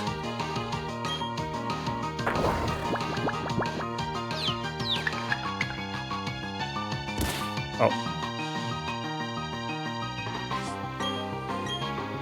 Oh, jetzt ist es aufgewacht, scheiße. Oh, Horrorblick, das ist jetzt beschissen. Jetzt kann ich nämlich nicht mehr auswechseln.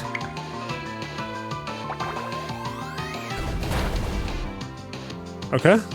Das ist nicht sehr effektiv. Jetzt muss ich noch hoffen, dass ich noch mehr Schlafpuder durchbringe. Okay. Schlafpuder, nice.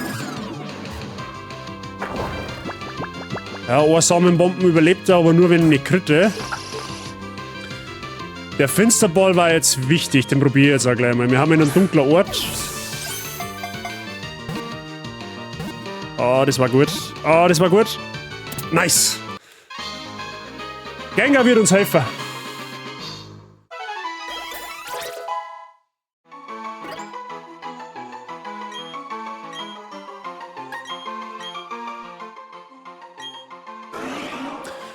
Geistgift. Stitched Gengar. Was das? Ist das die Form von dem Viech? Ich weiß, dass der YBO gern Gengar mag, deswegen nehmen wir einfach einmal ja so. Okay, das war der erste statische Encounter. Jetzt hören wir uns den zweiten.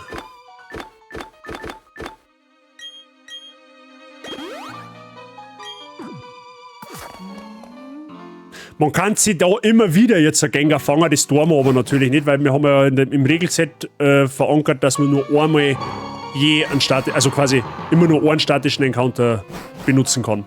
Man kann ja quasi immer wieder die statischen Encounter ansprechen, um es zu fangen, aber wir machen das natürlich nur einmalig. So, und genauso ist es jetzt auch bei dem da.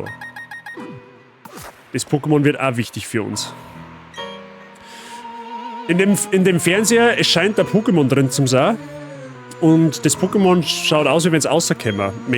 Möchtest du einmal den Fernseher schütteln? Ja.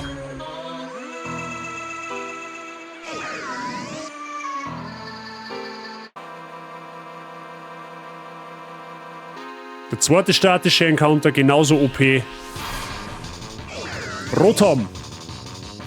Brauchen wir auch unbedingt.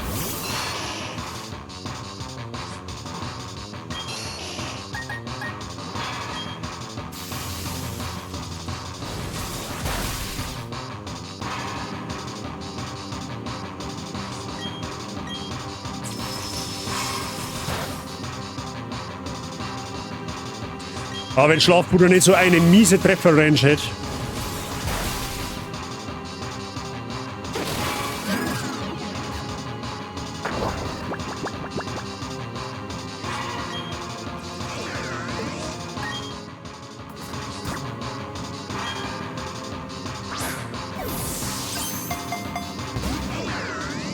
Okay, das wird ein wenig schwerer zum Fangen, sehe ich.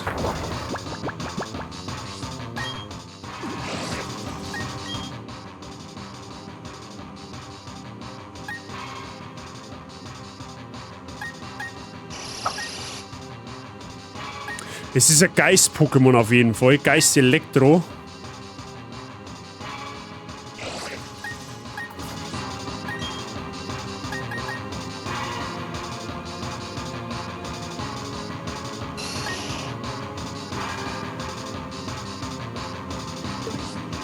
Probieren wir mal, ob er einen Ballen werfen kann.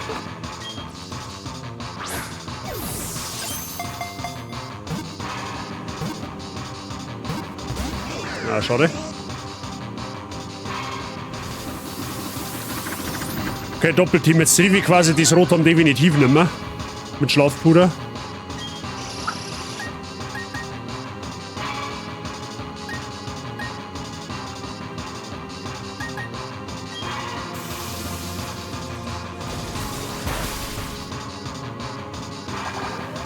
Ich hoffe einfach, dass es überlebt. Okay, nice. Jetzt vielleicht noch mal hoffen, dass ich da einschläfern kann.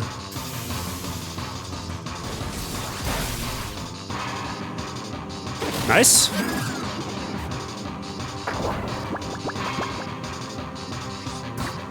Da wirft jetzt sogar einen Superball.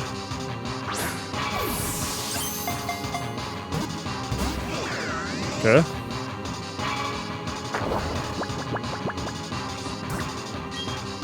Gut, ein paar Bälle habe ich auch noch.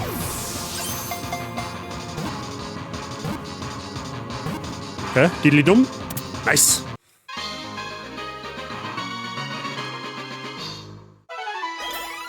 Easy. Geist Elektro. Das Coole an Rotom ist, sobald wir mir Team Galactic aus der kommenden Stadt ausgejagt haben, können wir die Form von Rotom ändern und da gibt es zwei Formen, die wo da unfassbar stark sind. Das ist einmal die Backofenform und einmal die Waschmaschinenform. Das hört sich jetzt tatsächlich lustig an, aber die Formen sind tatsächlich ziemlich OP. Und von daher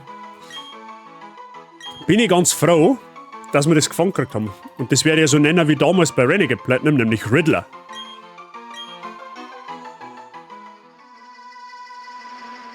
Oh, something is on the ground.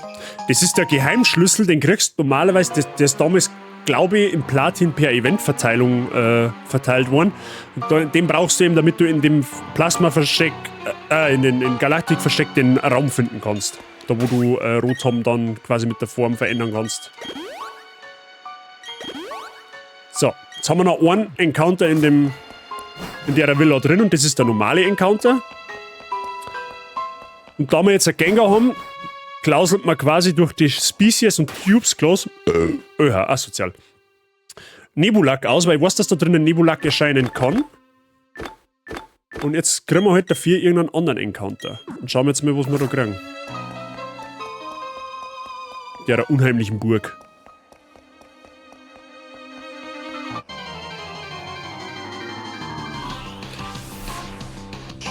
Radfratz. Okay.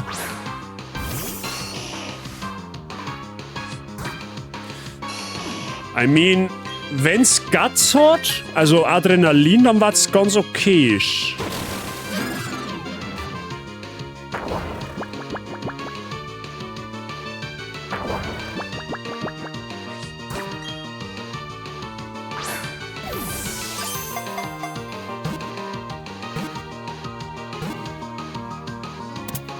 Okay.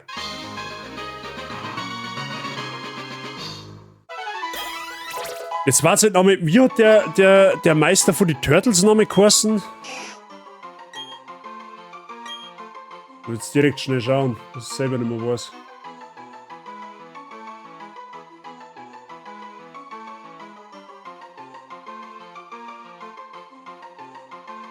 Splinter.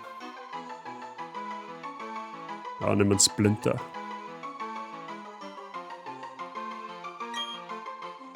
Okay. Gut. Dann haben wir soweit Encounter in dem Bereich zusammen. Schauen wir uns mal an, was wir ergattert haben.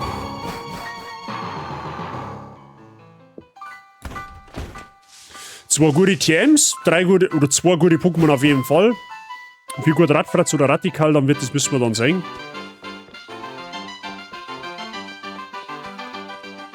Schauen wir jetzt gleich mal.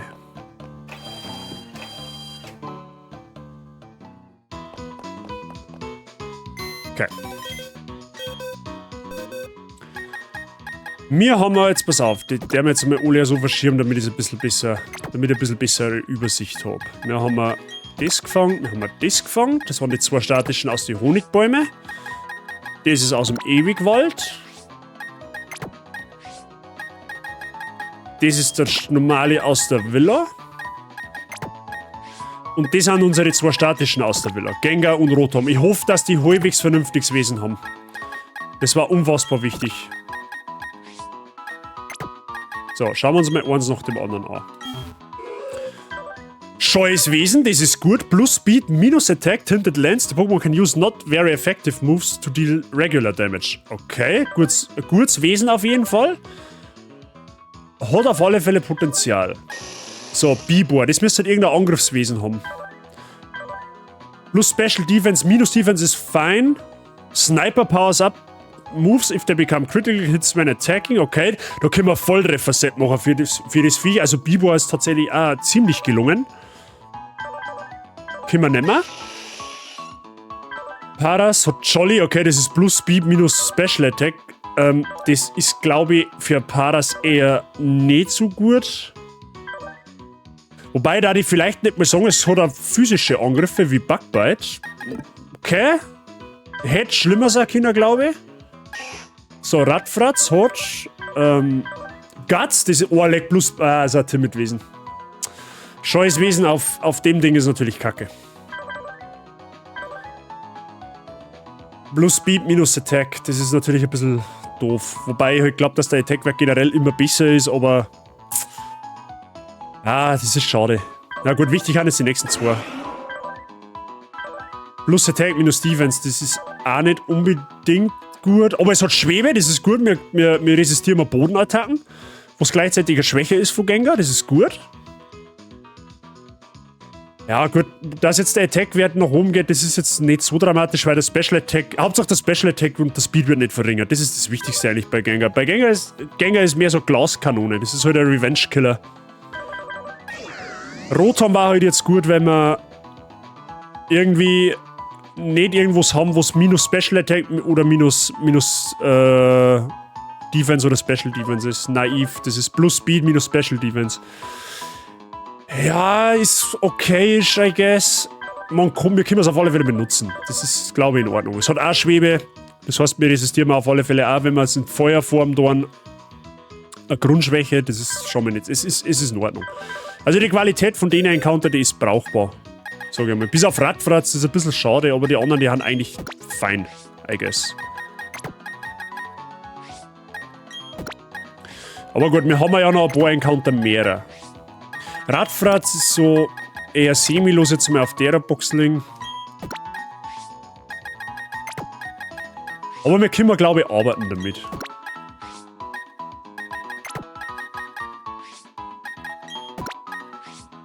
Also sagen wir mal so, das hätte schlimmer sein können. Gut. Erst einmal heilen. Dann schauen wir jetzt mal ein bisschen in der Stadt um. Was wir da noch entdecken und finden können.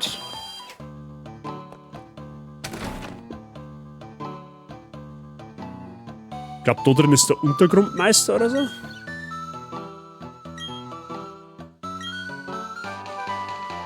Okay, da kriegen wir Schaufler, das ist gut. Guter Angriff.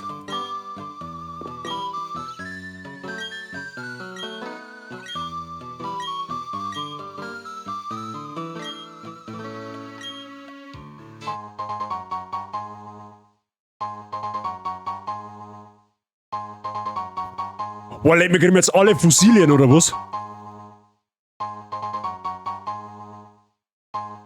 Alter, was? Boah, wir haben jetzt einfach mal straight 6 Pokémon geschenkt gekriegt. 6 Fossil-Pokémon.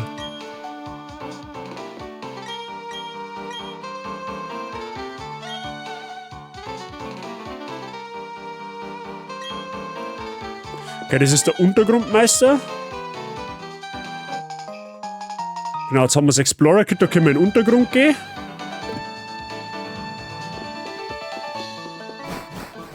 Sicher, aber die waren Bazi Fossil-Arena-Reiter. Du, ganz ehrlich, jetzt geschenkt die Pokémon nicht mehr. So, jetzt muss ich quasi... Ja, jetzt muss ich das quasi... Achso, der spielt jetzt automatisch, okay?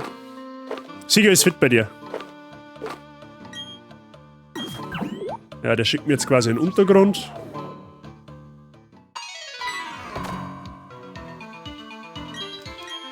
Oh shit, es gibt ja Untergrund A-Pokémon. Da müssen wir uns mal überlegen, wie wir das da mit dem Encounter machen. Ja gut, da kannst du jetzt natürlich umeinander buddeln, das will aber ich jetzt nicht wirklich probieren.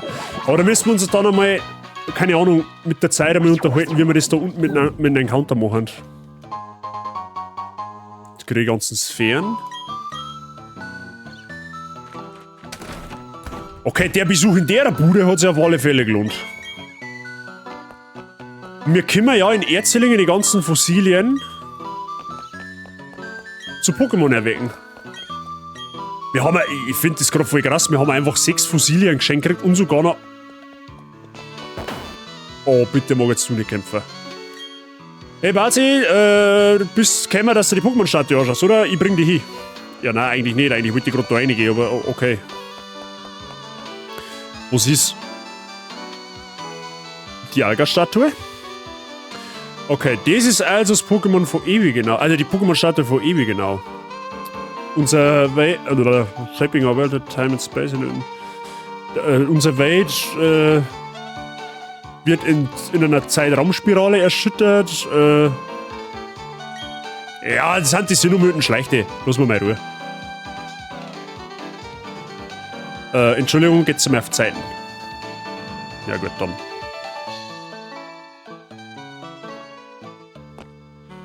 Oh hey, wenn wir das nächste Mal aufeinandertreffen, habe ich eine inspirierende Idee. Es ist ein ganz einfacher Weg, um ein großer Trainer zu werden. Man darf einfach nicht getroffen werden. Ja, das war's jetzt vom Deutschen. Laber kein Scheiß. Lass mich in Ruhe. Normal müsste da Draco-Tafel sein, oder? Wie jetzt? Schiebung. Im Original ist da eine Draco-Tafel. Bin ich mir eigentlich ziemlich sicher. So.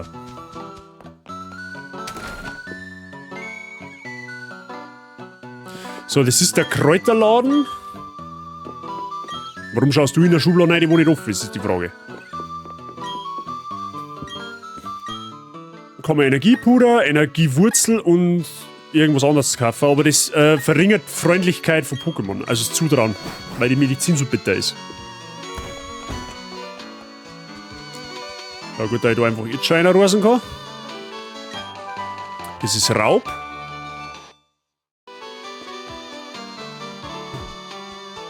Kann man da hinten auch noch hin? Nein. Aber da kann man doch noch her, oder? Da gibt es bestimmt noch irgendetwas. Okay, schon, die meint, da liegt ein Item, aber okay. Oh, Cynthia. Oh, ist das ein Pokédex? Du musst dem Professor Eibe helfen. Was ist denn dein Name? Ich bin der Bazi. Hallo Bazi, ich werde mir den Namen auf alle Fälle merken. Mein Name ist Cynthia, ich bin auch genauso wie du ein Trainer. Ich studiere Pokémon-Mythologie schon ziemlich lang. Und da in genau ist eine Statue von einem antiken Pokémon. Der Mythos noch war ein ziemlich starkes Pokémon. Wer weiß, vielleicht begehen es zu dem Pokémon irgendwann einmal. TM93. Was ist das?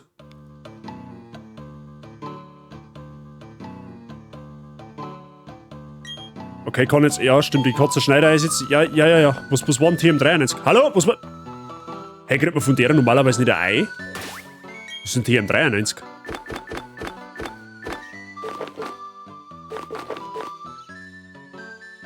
Ach, der Schneider ist ein TM, what the hell?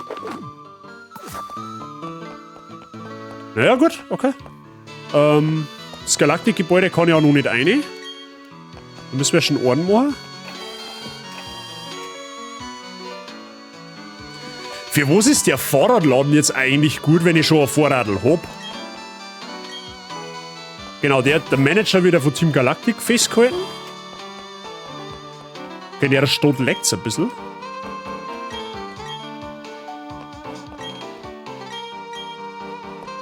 Da drin haben wir uns schon umgeschaut. Schauen wir mal da rein, was es da noch gibt.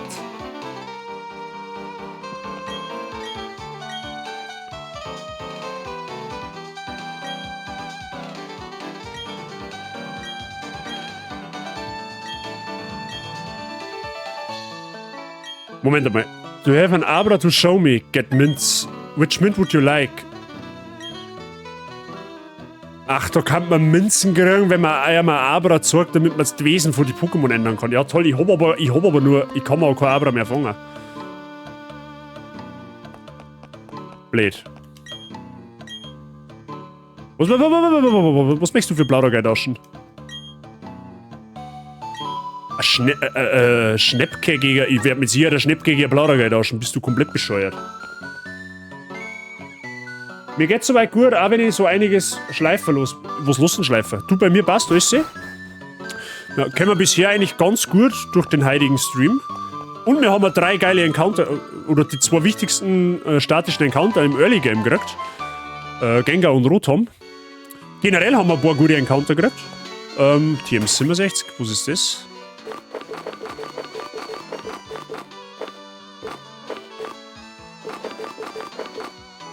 Recycle, okay. Na, soweit kann ich mich nicht beschweren. Steht das bei dir als sie passt soweit. Ah, der könnte mal wieder Sticker rein, oder was?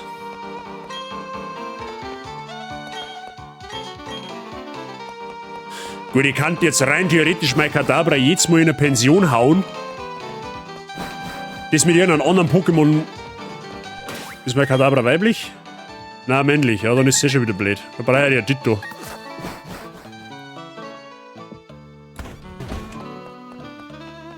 So, da gibt's mal eine hintere, oder? Ja.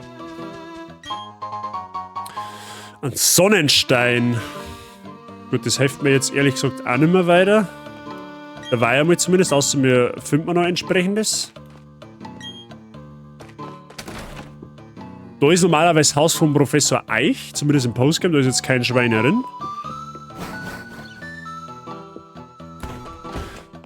So, der Arenaleiter ist quasi nicht da. Sorry to disappoint you after you've come so much. Der Arenaleiter Gardenia ist momentan nicht da. Gardenia ist auf Route 216 und schaut um ein Gras-Pokémon. Ich bin mir sicher, dass die gleich bald wieder zurückkommt und dann kannst du mit ihr sprechen. Route 216 ist im Nordosten von da, also durch den Kraterberg durch. Also du findest dort auf Route 216 ein Eistyp-Pokémon. Was ziemlich gut war gegen unser Arena. Ja, okay. Das heißt, die ist da hinten auf.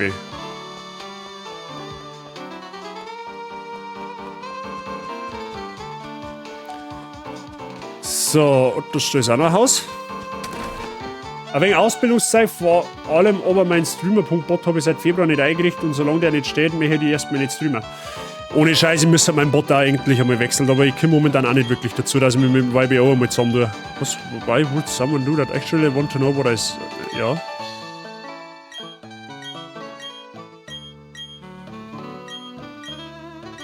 Achso, der erklärt mir jetzt was von der Statue, okay?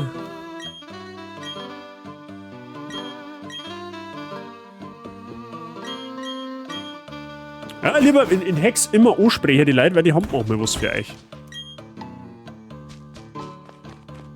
Gut. In Ewigenau können wir tatsächlich da einen Fisch-Encounter angeln. Das werden wir auch machen, weil das zählt noch als Ewigenau. Das ist eine der wenigen Städte, wo wir in Sinnoh einen Encounter kriegen können. Schauen wir mal. Carpador, ja, das haben wir ja bekanntermaßen schon.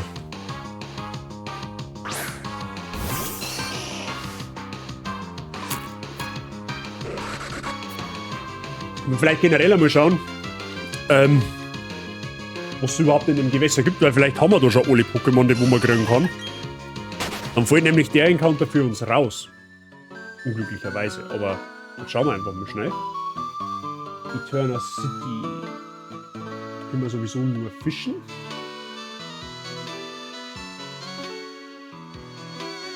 Boah, leck, Alter, da gibt's... Da hätten wir die Chance, Dratini zum kriegen. Zwar auch noch eine hohe Chance auf Quapsel, aber wir kann ein fucking Dratini kriegen. Alter, das war unfassbar geil, wenn wir jetzt das Dusel hätten, da unser Dratini zum Angeln. Holy shit. Mal, es ist zwar unwahrscheinlich, dass wir einen 5% Encounter über einen 30% Encounter kriegen, aber die Möglichkeit besteht. Imagine ein Dratini kriegen.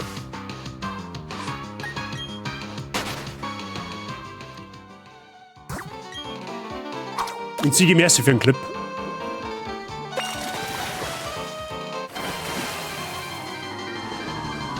Ah, ja gut, okay. Ja, das war aber, das war halt aber auch zu geil gewesen, ne? Aber Quapsel nicht mehr. Quappo kann man auch gut brauchen, auf jeden Fall.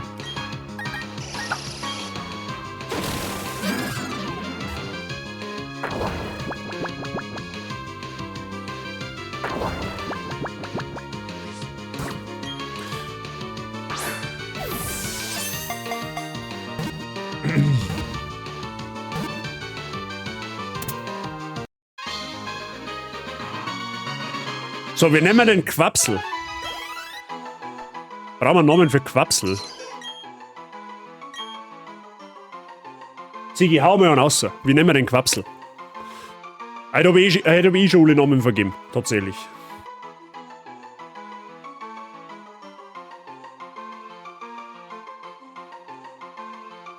Darfst du den Namen aussuchen?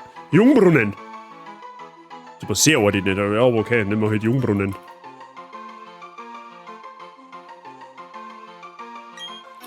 Jungbrunnen it is. Okay. So, Route 211. Was gab's denn da? Da schauen wir auch direkt einmal.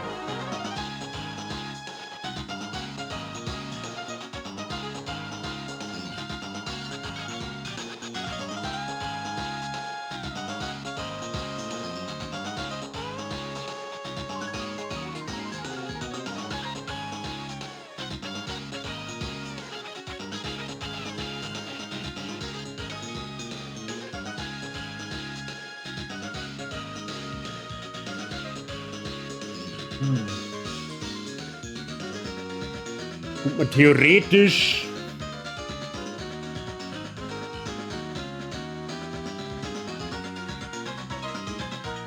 Kommt man theoretischer Smogon drin? Smogon war tatsächlich sogar ziemlich cool, weil Smogmog, vor allem wenn es in der Alola-Form war.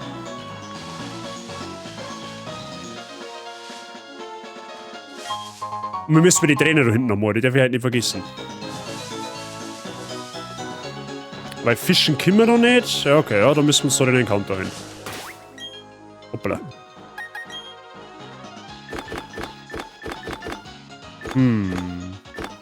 So krass, wir kriegen sogar von jedem. Wir kriegen zwar von jedem Fossil 3 Stück, wir werden aber natürlich, weil ja das quasi als Geschenk des Pokémon-Zeit oder mehr oder weniger als statischen Encounter der Fairness halber, werde ich jeweils nur ein Fossil zum Leben erwecken, okay?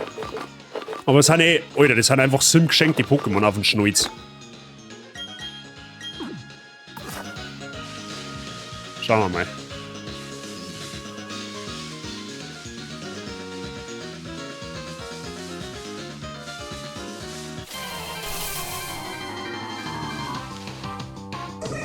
Teddy Ursa, okay. Kann auch Adrenalin haben tatsächlich.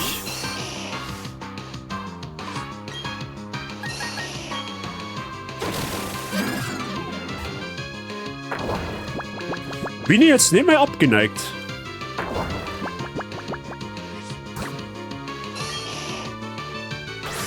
Oh, das ist ein Quick Catch.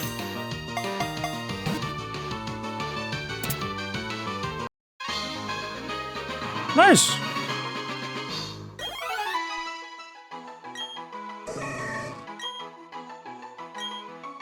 Oh.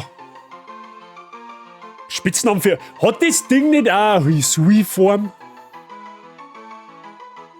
Weibliches Teddy Ursa. Wir nennen den ein weibliches Teddy Ursa, beziehungsweise ein weibliches Ursa-Ring.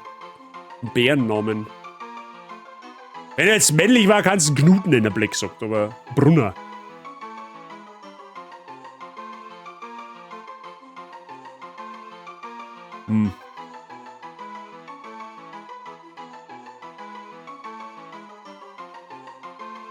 Dann nehmen wir halt gleich Bruno. Ja gut, aber es ist halt ein Weiberl.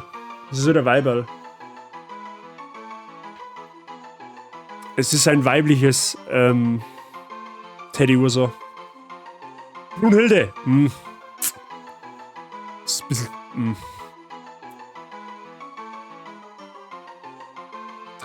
Mir ist jetzt gerade einer auf der Zunge gelegen, aber mir fällt da gerade nicht ein.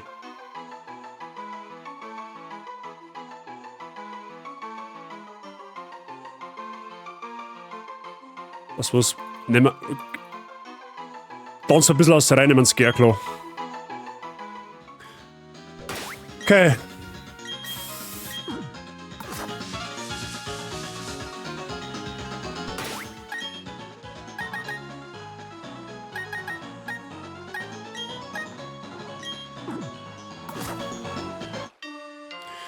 Ja, machen wir da auf alle Fälle den Trainer. Und die Angler machen wir dann da vorne auch noch. Die machen wir aber noch erst. Weil durch das, dass ich ja jetzt ein Radl habe, müsstet ihr ja eigentlich schon auf Richtung Erzellingen wieder runterfahren können und die Fossilien weg.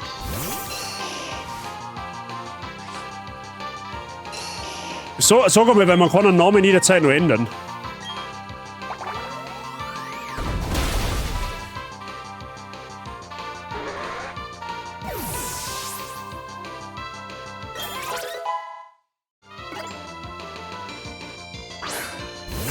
Ich mag auch wieder Zahnhill haben. Er war so jung.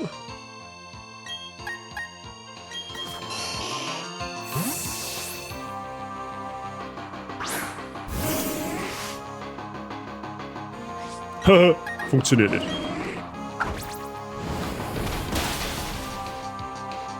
Wenn ich schon keins haben darf, dann darfst du auch keins haben.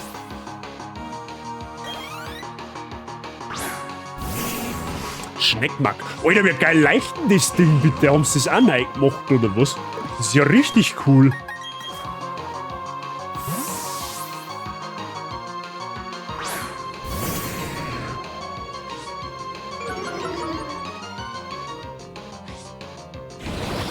Oh. Das ist jetzt schlecht. Bei Angriff sinkt nämlich um 35%, wenn man verbrennt ist. Aber es könnte reichen, trotz allem. Ja, easy.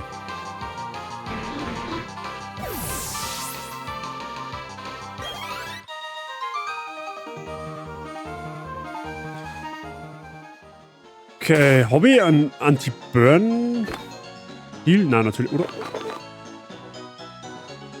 Ah, Status Condition, so schön. So, da unten ist ein Vogelfänger. Oh, leck, ich merke, wir haben ein bisschen ein Problem hier Flugattacken, ne?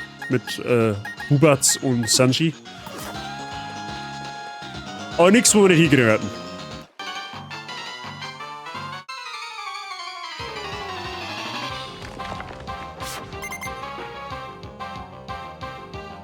Natu. Not.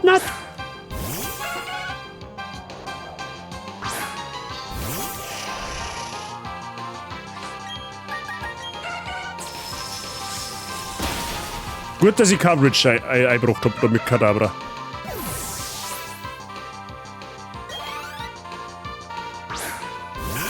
Wablu. Cloud9, okay.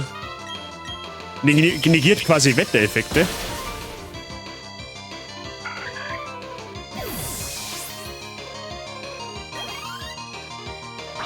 Staravia. Gut, Bedroher ist für uns wurscht, weil wir greifen sowieso speziell an. Okay, OP.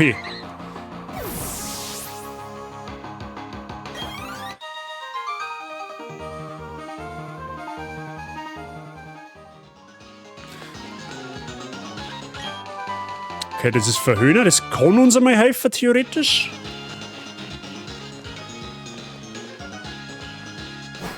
Gut, Kraterberg. Hab ich jetzt eigentlich... Okay, jetzt ist er aus und jetzt ist es wieder okay. Ich möchte mich erst in Ruhe umschauen.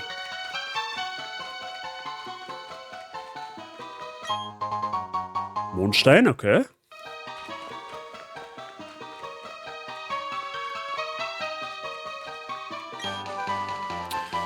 Rock Polished, Steinpolitur. Alter, mir findet man einen Haufen TMs in dem Heck.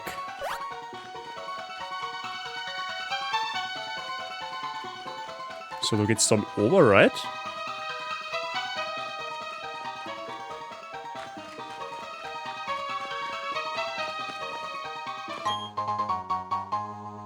Oh, was ist denn der Hit nochmal? Ah, das ist ja ein Kampf-Item, ist für uns useless.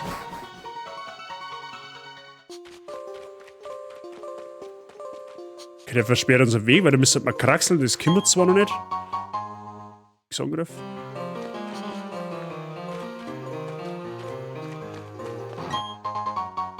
Weil da ist gefühlt auch in jedem Stor irgendwas drin. Mann, ich will mich nicht beschweren, ich nehme es natürlich geschenkt gern.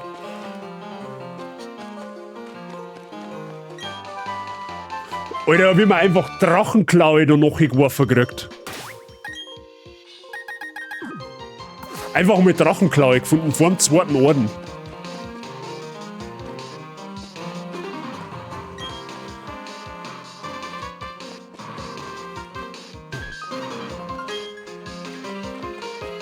Nice. Weil der Ausflug, der lohnt sich ja schon wieder.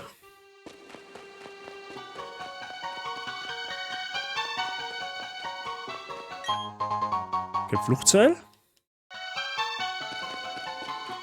Wait. Da oben kann man doch angeln, oder? Da müsste doch, also wenn ihr mich richtig erinnert, müsste man da drin sogar Barschwa angeln können, rein theoretisch. Das war halt richtig, ein Barschwa war halt richtig geil. Also ein Barschwa, wenn man encountern Daten, das war ungefähr auf einem Level wie Dratini, weil ein Milotic war halt richtig OP.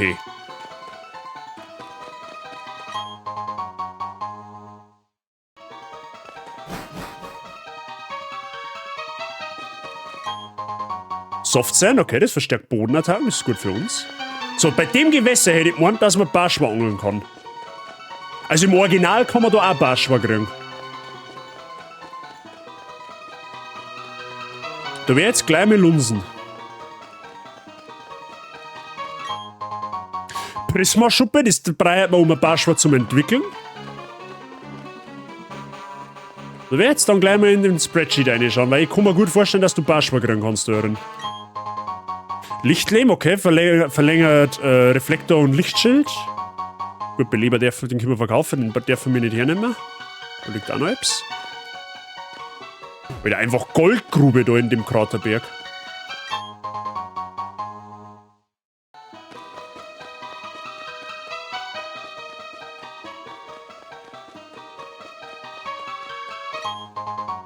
Top-Genesung, okay?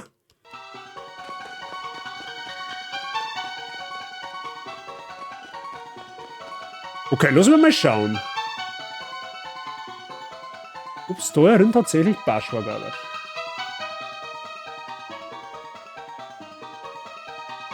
Achso, das ist der Eingangsbereich. Moment.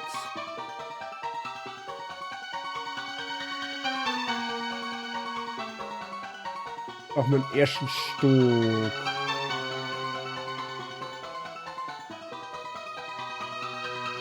Das ist ein garantierter Barschwa-Encounter. Are you kidding me?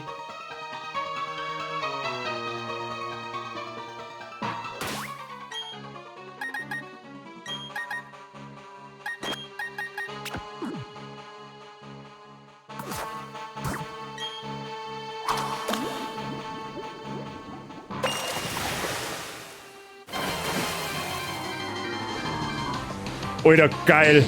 Wir kriegen einfach ein Free Barschwa im Krauterberg. Und wir haben eine Prismaschuppe bereits gefunden.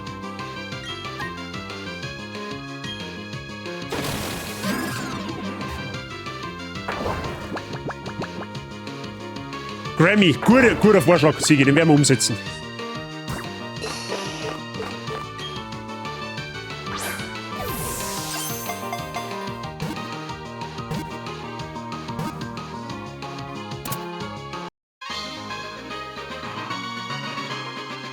Geil, wir haben einfach ein fucking Barschwa, wo es ein fucking Milotic wird.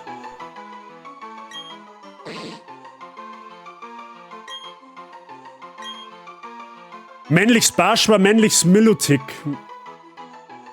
Ich habe noch nie ein Barschwa gefangen, noch nicht einmal encountered.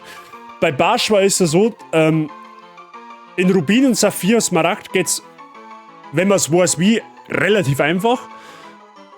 Und bei Strahler Diamant und leuchtende Perle, da ist so ein wenig, da gibt's auch im Internet AI-Rechner, die wo da halt quasi so vorrechnen, an welcher Stelle du angeln musst, damit du ein Barschwa kriegst. Ich hätte so gern mal ein Milotic gehabt. Ja, ich hab tatsächlich schon einige gehabt, aber Milotic einfach geistesgestört. Ich hab tatsächlich noch nie ein Milotic in einer Nuzlocke gehabt. Ich hab's in Diamant versucht, nie geschafft. Ich weiß gar nicht, wo da in Diamant der Barschwa vorkommen kann. Ich glaube aber auch am Kraterberg. Okay, jetzt brauchen wir einen Namen für ein männliches Milotic. Wie war's denn mit, ich glaube, ich fühle irgendwie den Namen Loch Ness. Auch wenn Milotic alles andere wie ein Monster ist, aber es ist halt so selten und es rannten sich so viele Mythen um, wo man Barschwa herkriegt, dass Loch Ness, glaube ich, ganz gut passen kann. Also der Encounter gefreut mir jetzt richtig. Jetzt wenn das, also wie gesagt, Milotic kann potenziell richtig heftig sein.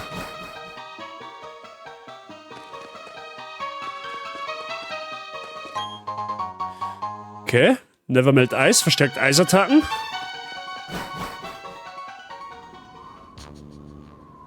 Route 216. Müssen wir uns dann anschauen, was wir da potenziell für Pokémon kriegen können. Da schauen wir jetzt gleich einmal noch. Was können wir auf Route 216 theoretisch kriegen?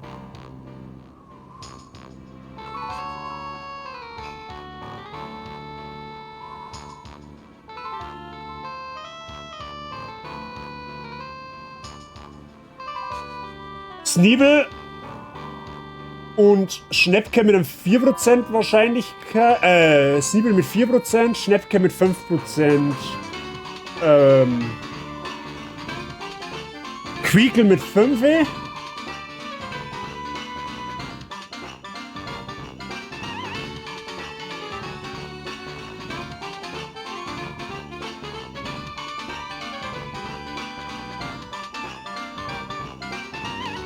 Jetzt so. Alola, wir haben theoretisch eine Gala Vulpix und eine Alola Vulpix und eine Alola Sandan kriegen. Also wo sie jetzt irgendwie, keine Ahnung, wo sie jetzt. Ich darf irgendwie in jeden Encounter von der Routen fühlen, außer Cosilla. Cosilla darf ich irgendwie überhaupt nicht fühlen, aber alles andere war eigentlich ganz cool. Quiekle und Schnäppedeck müssen es geben. Ja, die gab's da auch.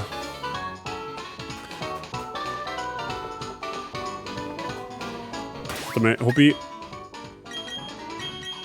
Okay, erst einmal das ganze Trainergedöns da machen. Ein Eisstein, da kann man, ich glaube, Glaciola noch mal machen, aber das haben wir. Wir brauchen noch mehr Evoli, aber das kriegen wir ja nicht. Cosilla wird doch immerhin zu Rosanna oder taugt das. Ich kann das nicht sagen, ich weiß nicht, wie es in dem Heck ist. Das kann er leider nicht sagen. Also, Astrainer Togetic. Okay, du bist der Feen-Pokémon, da bin ich mir jetzt schon hundertprozentig sicher. Das heißt, Jungblut ist da eher suboptimal.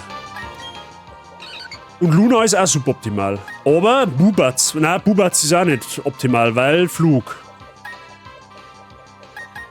Bleibt mir jetzt eigentlich entweder nur Hydra oder. Na gut, du machst einen Feenangriff.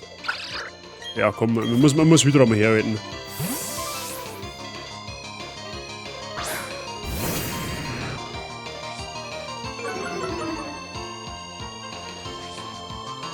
Berghatter. Okay, den nimm ich. Wie ein junger Gott. Was für Level bist du eigentlich? 23, okay. Dann 3 Level unter uns. Oh, das ist tanky. Okay, Safeguard.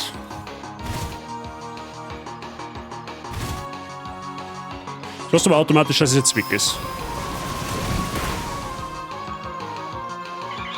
Nein. Du kommst zu früh noch nicht nach Blitzach. Du kommst nur in die. Das haben sie in dem Hacker so gemacht, dass du da aufgehen musst.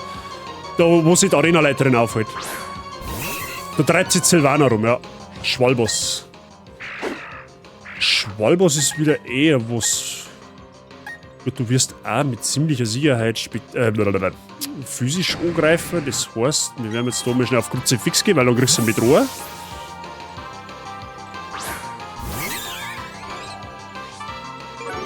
Es ist einfach so brutal, weil der Mod optisch einfach überarbeitet worden ist. Es ist einfach, es schaut alles viel cleaner und viel schärfer aus als wie im Original. Und der Schnee halt einfach für das, dass der Switch bei ist, ursprünglich schaut er schon bombastisch gut aus. Oh, da gehe ich jetzt aber vorsichtshalber raus, weil ich nicht crit-safe bin. Genau, mein Luna.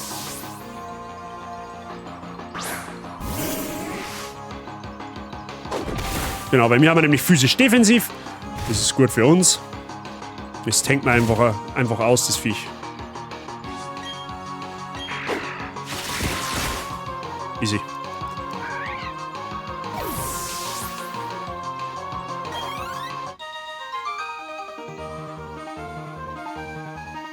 Also wir haben tendenziell gesehen, eigentlich jetzt einen guten Chor dabei. An Pokémon, mit dem man gut arbeiten kann. So aktuell.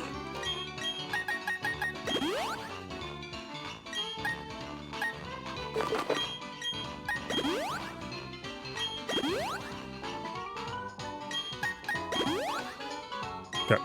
Das Einzige, was da noch cool war, wenn es das da drin gab, war so ein Item, was die komplett heilt. Das gibt es mittlerweile in so vielen Hacks, dass du ein Item hast, was dir einfach permanent immer komplett voll heilt. Dann brauchst du nicht immer ins Pokémon Center rennen. Gut, das sind normale Bäume, das sind keine Honigbäume.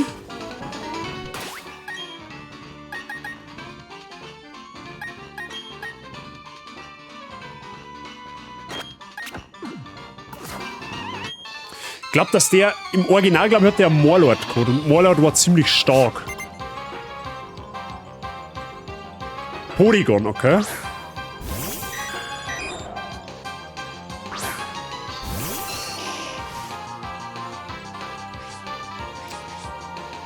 Der Chlorophyll, das ist mir jetzt eher... Ah gut, du kannst halt Eisstrahl haben, ne? Rein theoretisch.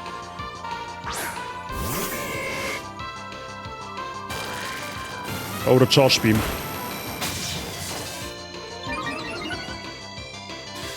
Okay, Special Attack gegen T, das ist jetzt eher suboptimal für uns.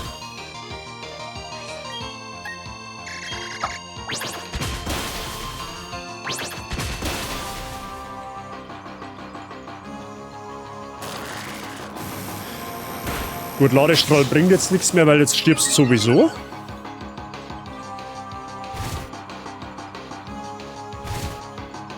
Okay. Ich glaube sogar, dass man früher oder später sogar Porygon geschenkt kriegt, Vigoroth. Das ist Mundtier, okay. Muss jetzt aber sowieso raus.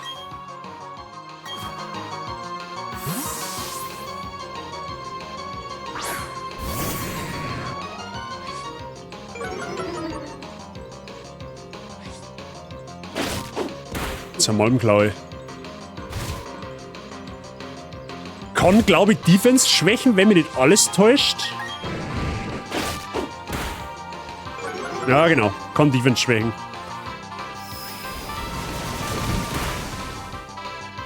Ja, da gehen wir auf jeden Fall kein Risiko ein. Wir haben jetzt geschwächte Defense. Wenn er mir jetzt noch krittet, dann ist Garados raus. Deswegen gehen wir vorsichtshalber noch einen Kruzifix und gehen wir am Namen mit Ruhe. Lieber safe spenden.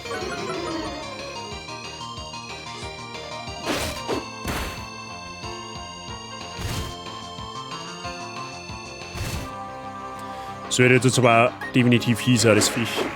Das ist sogar schneller, okay?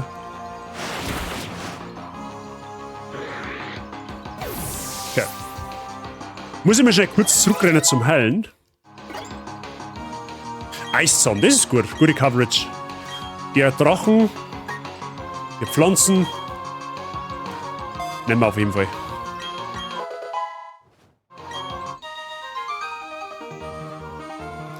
Okay. Dann wollen wir schnell kurz zurück nach ewig genau rennen und heilen. Oh, da oben ist auch ein Item, ja, das nehmen wir noch schnell mit. Ach, da komme ich gar nicht hin, okay. Da komme ich gar nicht hin, nicht wahr.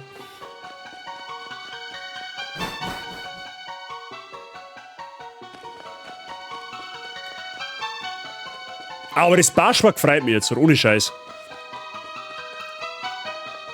Finde ich richtig, richtig cool. Gut, dass ich noch geschalten hab, dass da oben ein See ist, dass man da angeln kann und dass man da eingefallen ist, dass man Barschwag da tendenziell kriegen kann. Weil ich war nämlich schon kurz davor, dass ich einen Schutz aussieht und da einfach irgendeinen Encounter hole. Aber Barschwag ist natürlich meilenweit das beste Pokémon, was du kriegen kannst.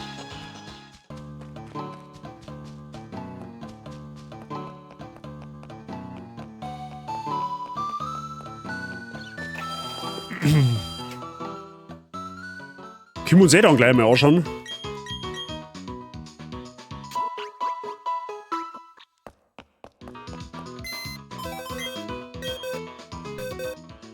So, da haben wir das Quapsel, was wir vorher gefangen haben.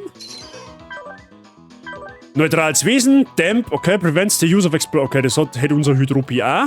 Aber neutrales Wesen in Nuzlocke völlig fein. Nehmen wir auf alle Fälle so. So. Teddy Ursa, Quirky ist auch neutral. Quick Feed, das heißt, wenn ich irgendeine Statusline habe, wird der Speed verdoppelt. Gute Fähigkeit. Neutrales Wesen nehme ich immer wieder gern. Und dann haben wir Barsch. Das ist Bashful, ebenfalls neutral. Perfekt. Der Pokémon ist oblivious and that keeps it from being infatuated or falling for time. Ah, okay. Ja, okay, das sind qualitativ gute Encounter. Definitiv. Die nehmen wir genau so, wie es sind. Jetzt wollen wir gleich mal schauen, weil normalerweise müsste ihr das jetzt mit der Prisma-Schuppe sofort entwickeln können, oder?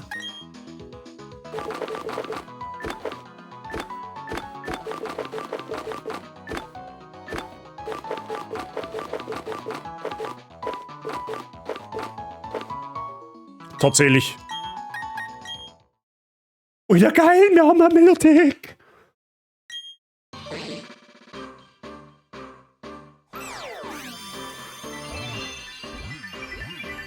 Fett, fett, fett.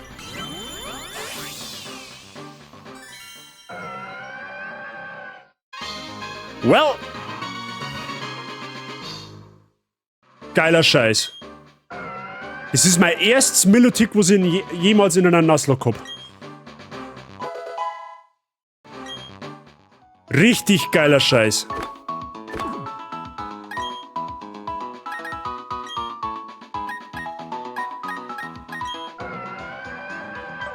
Es ist teils Vieh. Alter, was? Competitive boosts the special attack that stat sharply when a stat is low. Was? Alter, das Ding ist... Boah, leck. Alter, wenn du richtig einsetzt, das Ding zerfetzt alles. Das Ding zerfetzt einfach alles, wenn du das richtig einsetzt. Imagine, es kommt irgendein Bedroher, du weißt, dass ein Bedrohermann kommt, du wechselst Milotic ein, der Angriff wird gesenkt und dann kriegst du instant einen Double Boost auf Special Attack. Holy shit, das Ding kann das kann richtiger Carry werden, das Viech. Geiler Scheiß. Alter, wir haben ohne... Ich möchte es echt nicht jinxen, ohne Scheiß. Ich will jetzt echt einen Tag nicht vom Abend loben.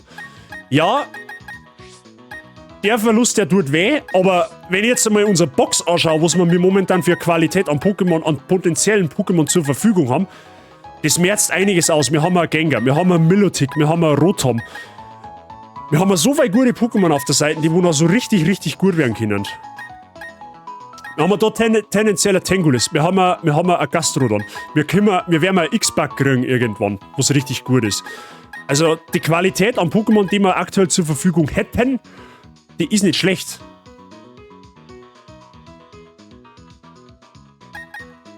Also richtig geil. Da kann man arbeiten damit. Ich meine, klar, natürlich kann jetzt so eine oder andere sagen, du hast ja so viele Pokémon, das ist ja langweilig, du kannst ja auch so viele Ressourcen schöpfen. Ja, das stimmt. Aber das Ding ist halt, wenn ich wipe, ist es scheißegal, wie viele Pokémon auf der Box liegen, weil die haben dann auch alle weg. Ich verstehe kein Wort. Was verstehst du nicht, Mr. Andy? Versprich mir dein Leid. Ah, halt, ich wollt nur verkaufen. Jetzt pass auf. Es gibt ja Dinge, die ich nicht verwenden darf, wie zum Beispiel den Beleber, der kann auf alle Fälle mal raus. Das wollten wir mal. Ja gut, das sind Kampf-Items, die darf ich sowieso nicht nutzen. Das sind Dinger, die wollten wir mal. Dann Treasure Pocket. Sternenstück verkaufen wir mal. Die Namen von die Viecher. Es ist jetzt quasi mehr oder weniger gerade überwiegend um Milotic gegangen. Also die Regenbogenschlange, die wo du da gesehen hast. 7000, ja komm, mal 15. Das ist wieder Geiz.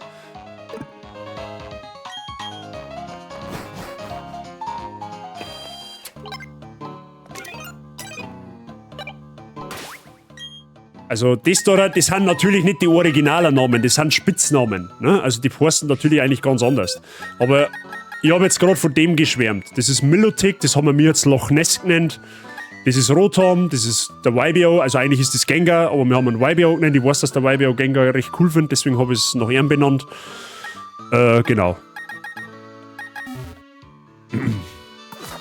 Gut. Dann schauen wir nochmal auf die Eisrouten.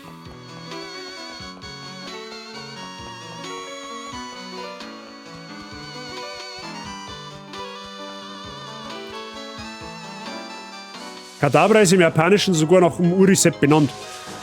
Ja, da hat es ja ewig lang einen Rechtsstreit zwischen Game Freak oder der Pokémon Company und dem Uri Geller gegeben. Mittlerweile hat er das beiseite gelegt und hat sich eigentlich dafür entschuldigt, dass er da so einen Aufstand gemacht hat. Also mittlerweile werden wieder Pokémon-Karten von Kadabra produziert. Das ist ja, glaube ich, 20 Jahre lang nicht mehr der Fall gewesen.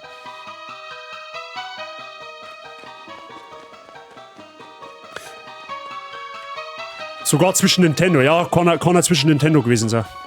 Aber ich weiß, dass da was gewaltig im Busch war, jahrelang. Und wie gesagt, wenn irgendwer was nicht versteht oder so, dann fragt es gerne nach. Also es braucht sich da jetzt nicht irgendwie zurückhalten. Wenn ich es irgendwie beantworten kann, tue ich das gerne. So. Wir gucken. Wir gucken weiter. Den haben wir gemacht. Die da oben haben wir auch gemacht. Ist noch irgendwo ein Trainer sein. Da ist noch einer, genau. Eine Sie.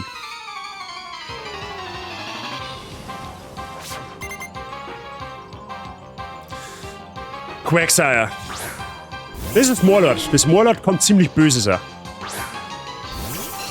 Aber wir haben auch Gott sei Dank eine Bisaknosp, wo es eine Vierfach-Schwäche gegen Morlord, also wo ich einen vierfach starken Angriff gegen das Ding habe. Oh, das hat sogar überlebt. Mattbomb, okay. Wir müssen jetzt eigentlich jetzt sterben, oder? Ja, nice. Jetzt Pokémon Ultra, von dem her nicht so tragisch. Aber vielleicht wirst du noch mal einer. Das ist dann natürlich für mich umso schöner, wenn ich halt Leute, die halt jetzt mit Pokémon nicht ganz so viel anfangen können, eben durch so einen Nuzlocke vielleicht ein bisschen mit abholen. So. Also mich freut es auf alle Fälle, wenn halt Leute dann auch zuschauen und da mitfiebern, die halt von Pokémon eigentlich nicht so viel Ahnung haben. Und das ist ja eigentlich das Schöne an Nuzlocks, weil es halt nicht so casual ist. Es ist halt eine Challenge, die wo zwar jetzt aktuell nicht so wirklich krass nach einer Challenge ausschaut, weil es momentan geht es uns recht gut, aber die Bosskämpfe haben in den Nuzlocks immer sehr, sehr fordernd. Von daher...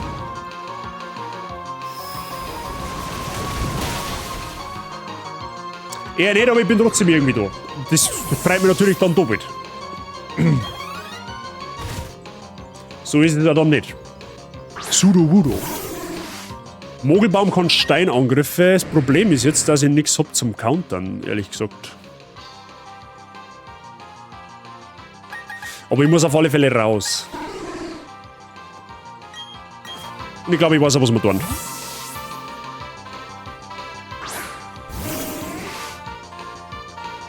Mimik, ja, das hat nicht so ganz funktioniert.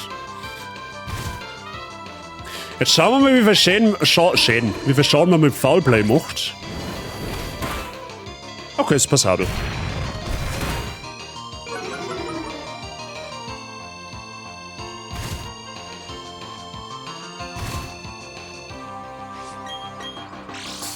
Ha, Quick Claw. Easy.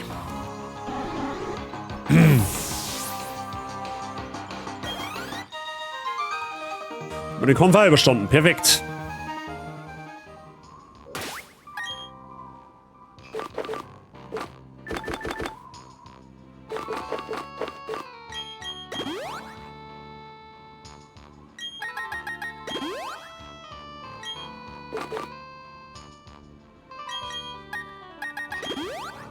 Okay.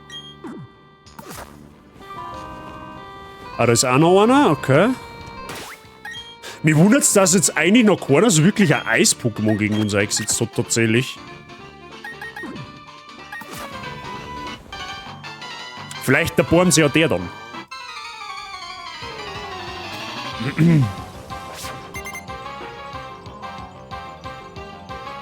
Ah, na, perfekt. Schneppedeck! Da ich als Encounter auch gerne nicht mehr. Also es war jetzt gar nicht mehr so abwegig, muss ich sagen. Es ist zwar langsam, aber kann ziemlich gut werden. Ist halt nur gnadenlos vierfach schwach gegen Feuer. Weil Pflanze Eis-Typing.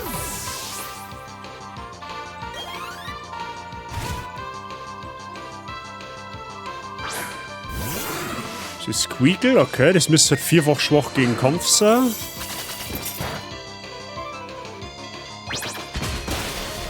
Weil Eisgestein. Oder ist Quickel schon Gestein? Ich glaube noch nicht. Wobei ich jetzt sagen muss, dass ein Mammutel halt auch brutal geil war. Tatsächlich.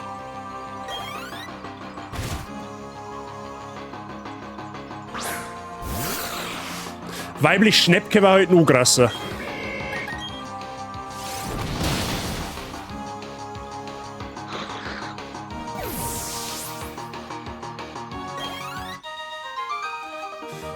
Okay, easy.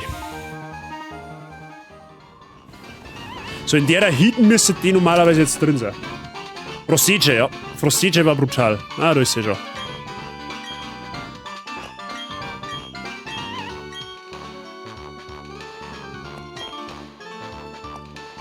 So, da ruhen wir uns einmal aus. So, schickt mir Gardenia zurück in die Arena.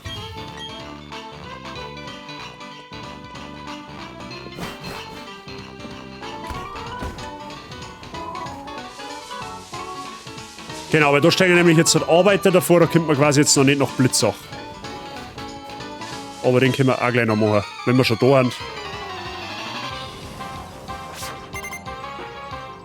Lauter Astrenner rennen da umeinander.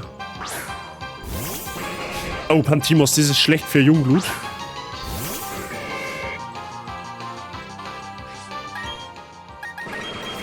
Oh, das ist aber teils Fee. Oh, das war jetzt ein schlechter Switch. Das war jetzt ein ganz schlechter Switch, was ich da jetzt gemacht habe. Das darf nicht vergessen, das ist teils Fee. Okay, gut, so, dann macht das Psybeam. Ich kann mal schauen, ob ich snallen kann, weil dann wird nämlich der Spezialangriff gesenkt. Oh, der ruft zurück, okay. Null. Planas. Okay, wenn du wechselst, wechselt ich. Weil du musst garantiert einen Käferangriff.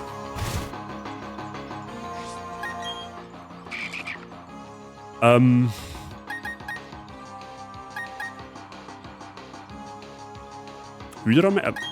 Zu fix.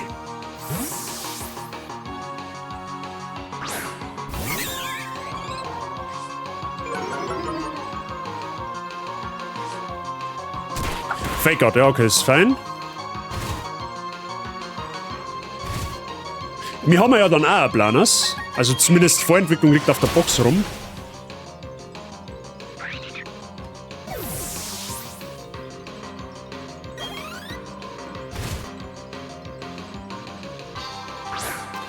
Sichlor.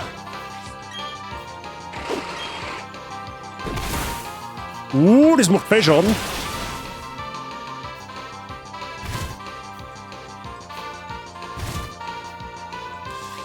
Gut, das können wir mit Garados jetzt tatsächlich recht gut noch countern.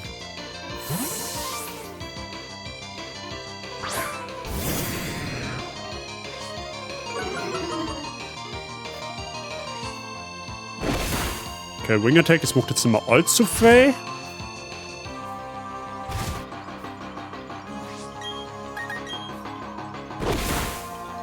Okay, also auf jeden Fall schneller, aber es macht jetzt nichts, auf jeden Fall ist es schon mal raus.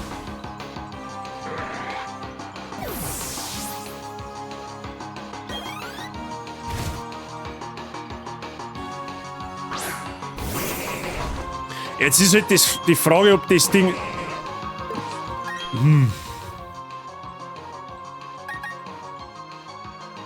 Haben wir jetzt tatsächlich nicht so unbedingt das goldene Matchup.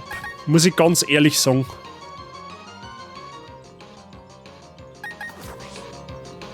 Wobei der Uri Bimmler macht halt zumindest mit Schockwelle und mit Nachtnebel immerhin ein bisschen was. Wenn es war, aber es ist halt ein bisschen eine Glaskanone. Aber ich bin mir halt jetzt auch nicht sicher, was das Viech kann, deswegen gehe ich jetzt vorsichtshalber mal raus, weil nicht, dass das Ding irgendwie Donnerblitz oder so ein Scheiß kann. Okay, Schutzschild. Passt.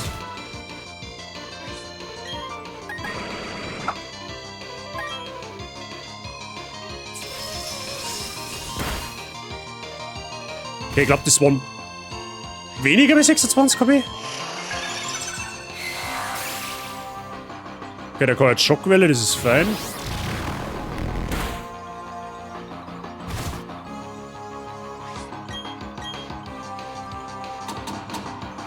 Hä? Das Ding macht ja gar nichts.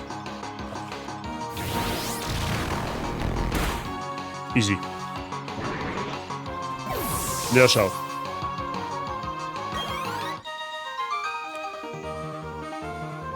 Gut, haben wir das auch. Passt. Gut, da haben wir jetzt aber erst einmal keine Trainer mehr. Glaube ich. Naja, aber wer weiß, nicht, dass wir mal irgendwie in Bredouille kommen. Dann kann ich zumindest da eiswitschen. Man muss ja nicht herausfordern. Gut, dann hören wir uns jetzt den Encounter, würde ich sagen.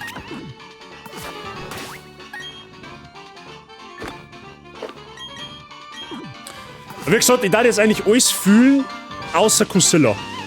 Wahrscheinlich kriegen wir jetzt Kusilla, weil es heißt Jinxed, aber... Weiblich, weiblich, weiblich, please, please. Oh, leck, wenn du weiblich bist, ohne Witz. Nein, es ist männlich, aber okay. Ist männlich. Fionontor ist fein. Fionontor ist actually fein. Vor allem, weil ich mir vorstellen kann, dass das Ding einen Unlichttypen kriegt. Schade. Das, gut, wir haben ja eh schon so viel Glück gehabt mit unserem Encounter, das muss man jetzt schon einmal fairerweise sagen, ne? Da kann man einmal ein männliches Frost-DJ mitnehmen.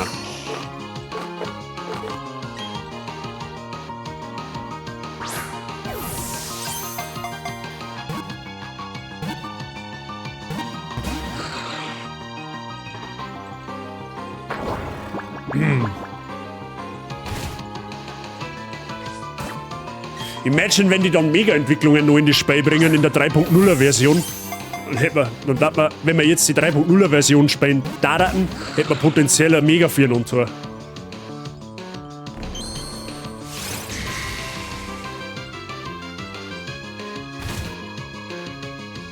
Muss ein bisschen Obacht geben.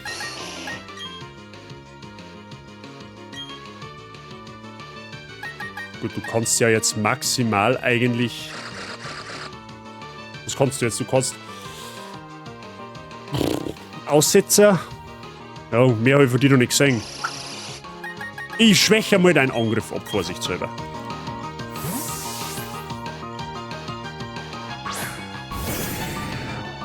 Oh, wenn du jetzt aber gefriert... Oh, das hat in der Fokus. Okay, lul.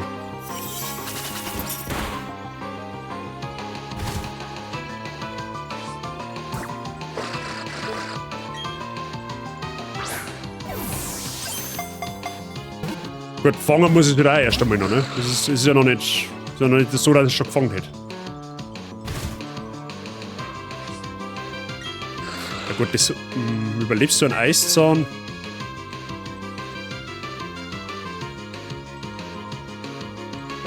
Ah nein, ich will das nicht riskieren, ganz ehrlich.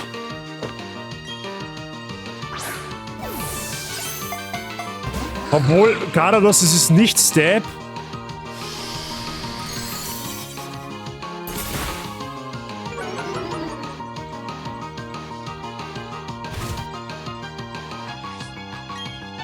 Ja, komm, riskieren wir's. Oh, ja, Kritten hätte ich nicht... Also, es war eher Crit. Okay, ja gut.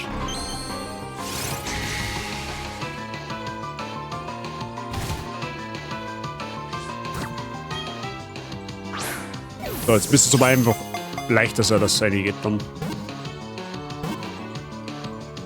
Nice. Cool. Schnäppke, cooler Encounter. Da weiß ich sogar direkt den Namen. Der ist zwar bei mir nicht in der Community, aber der fällt mir jetzt einfach vom Mike her ein. Der Frostborn. Okay. Merci dir, Sigi.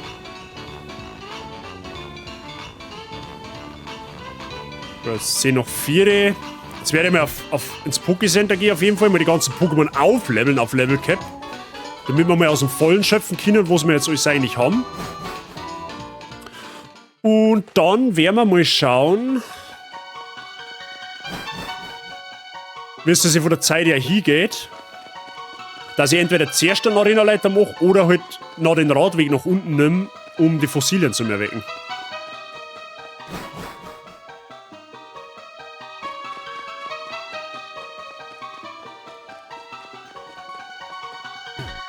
Gut, da draußen gab es auch noch einen Encounter, right?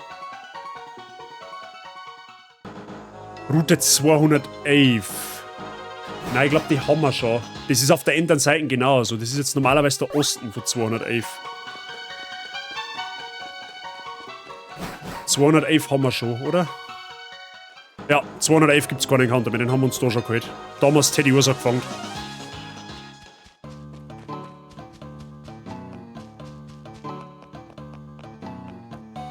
Gut. Jetzt kommt eine kleine Grinding-Session. Die dauert aber nicht allzu lang, weil es geht ja Gott sei Dank alles mit Sondermoments. So.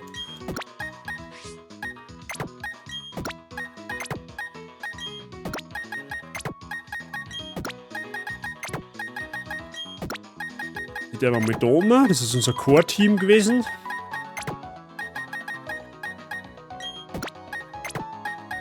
So. Jetzt haben wir da ein bisschen was zum Aufleveln. Ungefähr die ganze Box. Aber ich will ja schauen, was wir tendenziell alles hier an Pokémon kriegen und an Attacken haben können. Gibt schon einen Friedhof? Ja.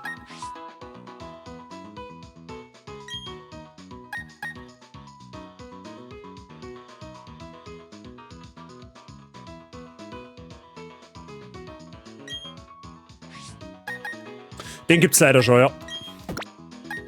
Press F, ja. Tunnel hat mir halt eben brutal weh, dass wir das verloren haben. Aber wie gesagt, wir haben ja so qualitativ gute Encounter nachgekriegt. Das wiegt ein bisschen auf. Ich meine, wir haben halt jetzt einen Arenaleiter noch nicht gemacht. Wer weiß, was uns der alles jetzt legt. Das ist ja das Nächste. Also.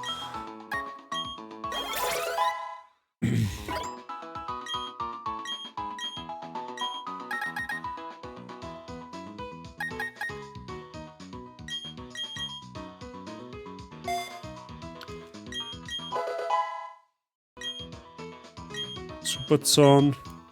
Gleich besser wie Hyperzahn.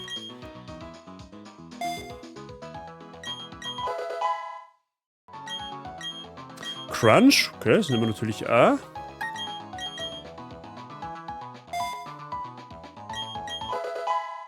Es ist nicht bitter, dass es dann Minus-Attack-Wesen hat, das Ding.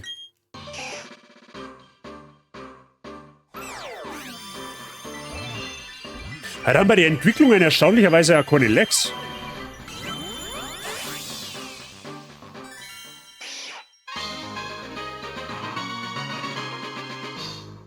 Okay. Weil Potenzial hat das Viech gewaltig. Weil es hat eben Adrenalin mit Fassade kombiniert. Sehe ich gerade, muss ich einen Namen noch ändern. Lightscreen, okay. Nehmen wir mal mit.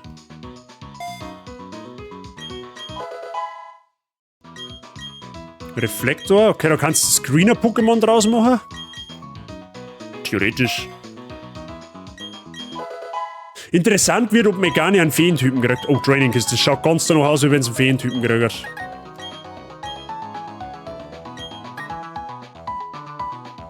Ja, komm, fuck off.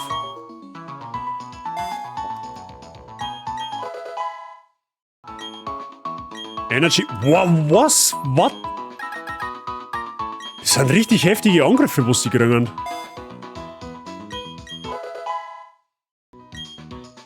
Nature Power, gut, das brauchen wir dann eher nicht. Das brauchen wir auch nicht.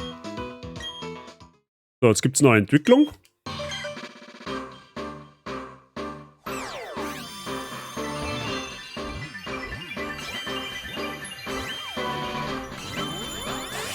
Easy. Nur ein Blatt.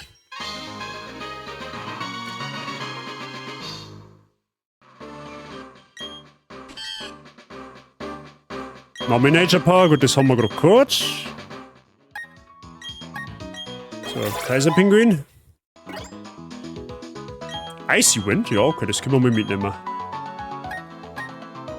Ganz ehrlich, Metall, glaube ich, scheiß drauf.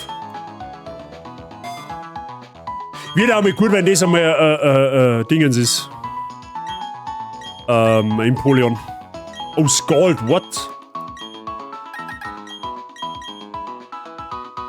Dieses Siedewasser.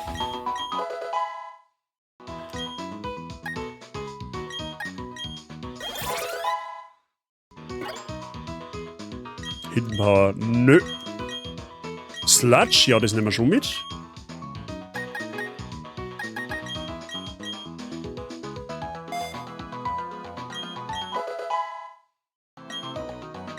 Antikraft nehmen wir auch mal mit.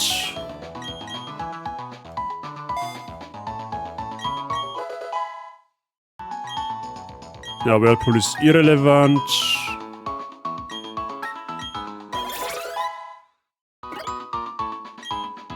Regentanz. Halten wir uns einmal im Hinterkopf, dass es Kino hat.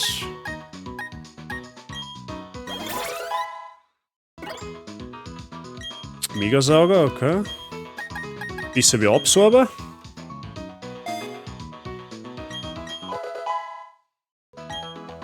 Synthese, ja gut, die heilt.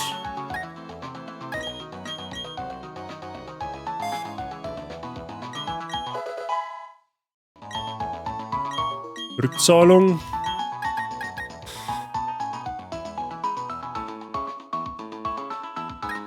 Okay, wenn man langsamer... Gut, das ist jetzt vielleicht noch gut, aber wenn es einmal Tangolist ist, ist ja Tangolist irre schnell im Vergleich. Aber da werden wir mit Sicherheit andere Attacken lernen.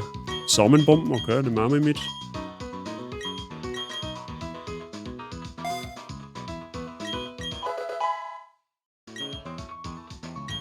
Sonnentag. Für Sonnentag. Okay, wir haben einen theoretischen Regensetzer und einen Sonnensetzer, dass wir mit theoretisch Regen- und Sonnenteams bauen können. Das ist einmal gut zu wissen.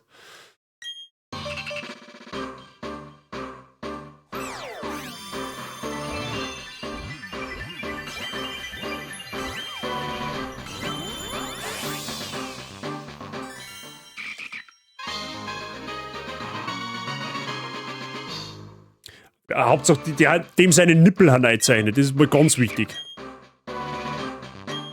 Okay, Laubklinge. Alter, der ist sogar bufft worden. Und hat er Volltreffer-Chance.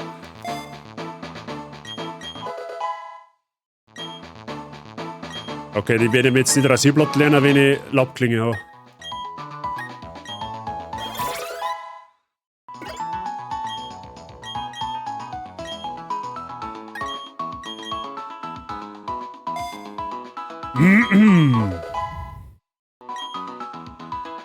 Okay, dann haben wir die Pokémon schon mal abgelegt. Man kann es eigentlich auch so machen. Tut mir viel leichter, geht's viel schneller.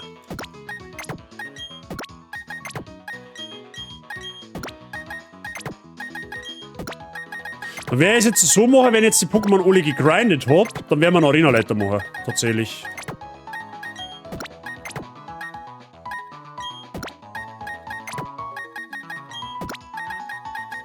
Es war halt richtig geil, wenn wir jetzt vor der Arena noch ein X-Pack kriegen. Das war so richtig krass. Hast du Teddy Ursa schon umbenannt? Nein. Können wir aber gleich noch machen. Muss ich machen, wenn ich es mitgenommen habe. Mach ich aber noch.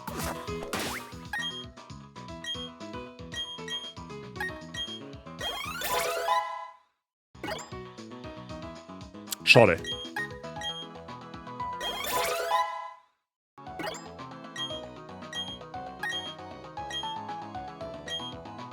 Okay, Stampfer kann man mal mitnehmen.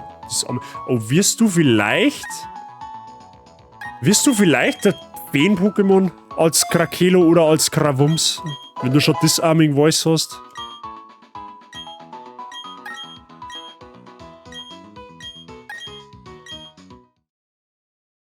Schauen wir mal.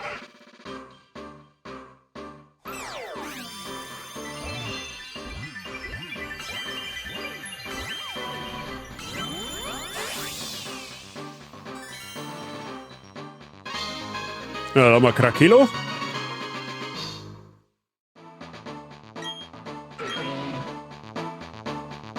Es hat auf alle Fälle einen Typen dazu gekriegt, habe ich gerade gesehen. Jetzt habe ich aber nur nicht aufgepasst, was.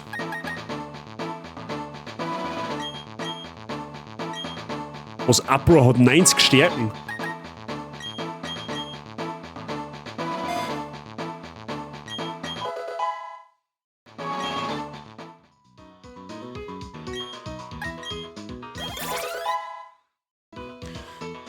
Okay, du hast mehr Attack wie Special Attack. Deutlich mehr Attack als Special Attack.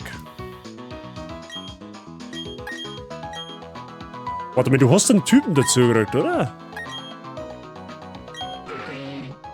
Na, doch nicht mit Eis, okay. Es bleibt beim normalen Pokémon. Es ist plus Attack minus Special Attack. The Pokémon can hit Ghost-Type Pokémon with Normal und Fighting Types. Das ist eigentlich gar nicht mehr so schlecht.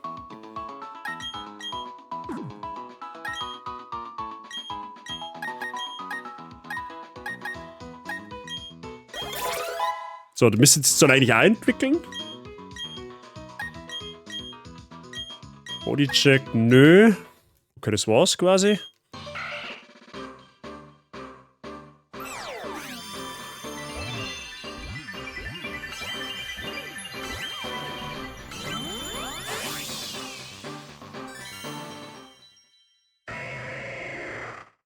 Ich meine, die Normal-Pokémon, die hätten theoretisch Potenzial, dass wir es in der Geist-Arena nächstes Mal, also bei der nächsten Arena hernehmen. Also nicht die wo jetzt kommen, sondern die dritte dann quasi. Okay, Schlitzer ist ein Volltreffer-Move, das kann man mal mitnehmen.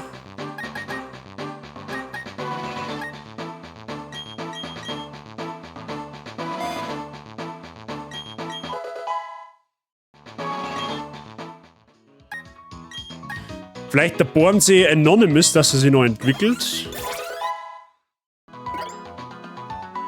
Okay, Schutzschild nehmen wir auf alle Fälle mit. Das ist ein ziemlich guter Move zum Predicten.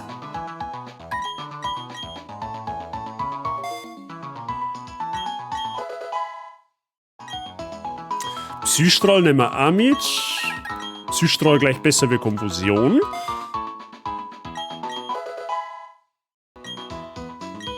Recycle, nope. Bright Screen, nope. Reflektor, nope.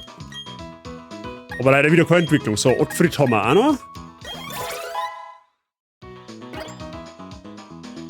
Mehr Special Attack als Attack, das ist gut. So, machen wir mal Megasauger. Megasauger ist ja schon mal was. Megasauger gleich besser als Absorber.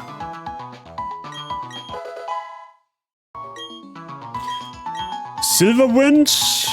Das ist quasi die Antikkraft der Käfer.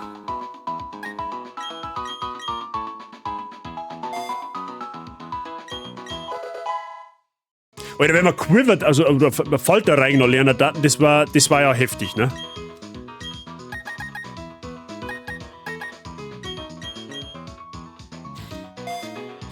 Also quasi Papinella, also Ottfried, ist sogar potenzieller, okay, Morningsong, das nehmen wir auch mit, weil das heilt. Ist sogar potenzieller Pokémon, was wir mit in der Arena nehmen, tatsächlich.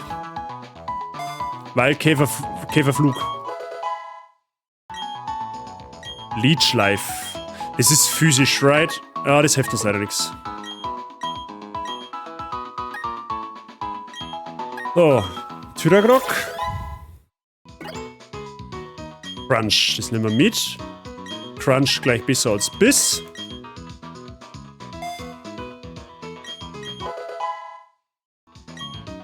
Okay, dann haben wir die jetzt auch. Haben wir es bald, Freunde der Sonne. Aber ich muss ja wissen, mit was ich arbeiten kann, ne? Die Zeit nehmen wir uns jetzt noch. Arena-Leiter machen wir halt dann auf jeden Fall noch. Sehr kurz vor wie 5 Uhr.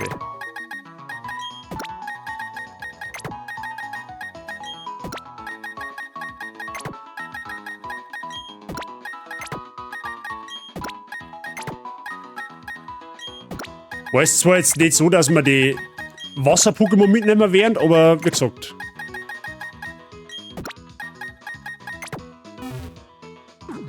Die Frage ist halt eigentlich, ob sie jetzt so Pokémon wie Vatribie einfach per Level-Up entwickelt dann, oder.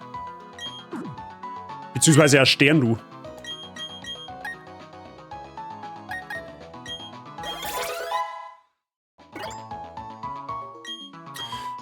Rapid Spin, um Hazards zu entfernen. No.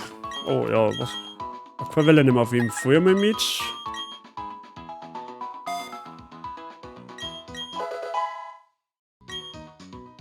Schutzschild nehmen wir auch mit.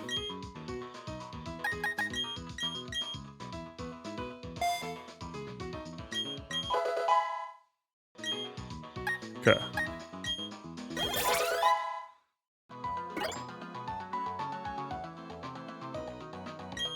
Okay, Genesung, das ist geil. Nehmen wir auch mit. Ja, ist ein wenig Drucker jetzt, das hilft aber jetzt nicht. Ich wollte das zwar eigentlich offstream machen, aber ich bin halt einfach nicht dazugekommen.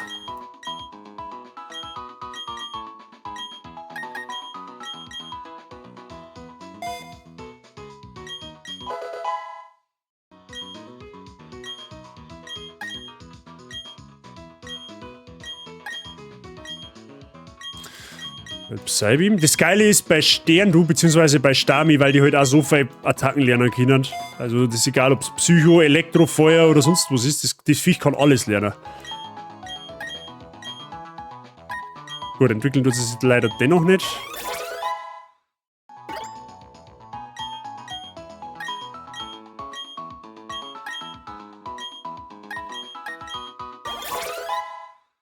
Da haben wir Level 26. Steinhagel, ja, das nehmen wir jetzt schon mal. Stelle vom Tackle auf jeden Fall, weil wer braucht Tackle?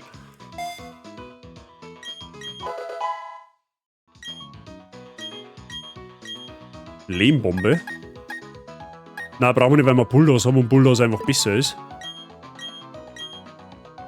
Aquatail wiederum nehmen wir schon mit. Das ist zwar ein bisschen risky, weil der nicht immer trifft, aber wir haben ihn physisch, von daher gehen wir den Trade lieber mal ein.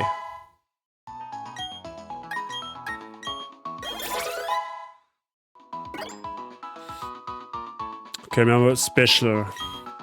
Jetzt wollen wir Feuerzahn lernen. Schlitzer, no.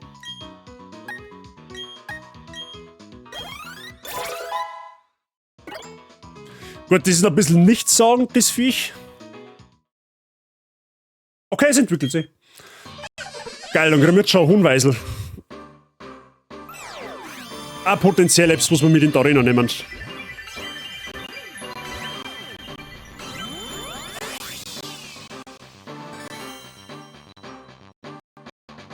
Okay, jetzt leckt's ein bisschen. Don't worry. Bedrohamon, by the way.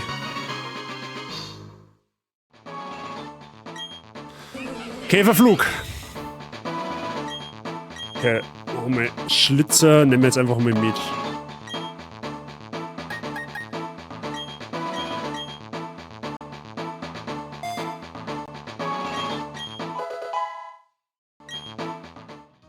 Müssen wir mal schauen, was das alles lernen kann. Moment einmal.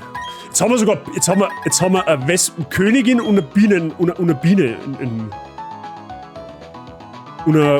Quasi. Also ein Wespenkönig und eine Bienenkönigin. So.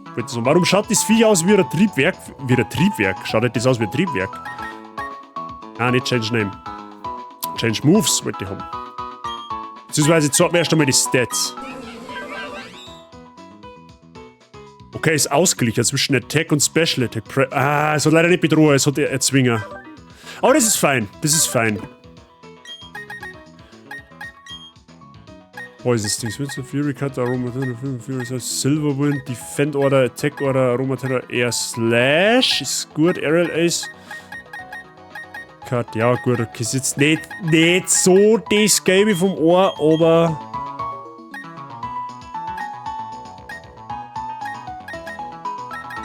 Dann machen wir mal das da draus.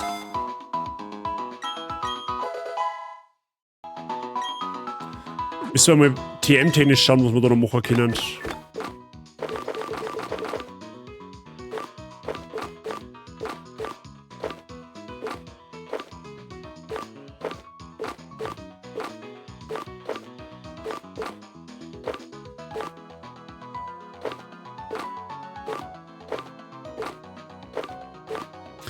Okay, da können wir momentan nicht stark aus. Okay, vielleicht nehmen wir Wespe Queen auch doch nicht mit, aber müssen wir mal schauen. So. Gleich haben wir's. Mr. John Sigi, möchtest du einmal eine Vorhersage machen, bitte? Also erst einmal kannst du eine machen, sagen wir es mal so. Fangen wir mal mit der Frage an. Machen wir eine Vorhersage, bitte. Ob der, also quasi zweiter Orden Deathless, ja oder nein?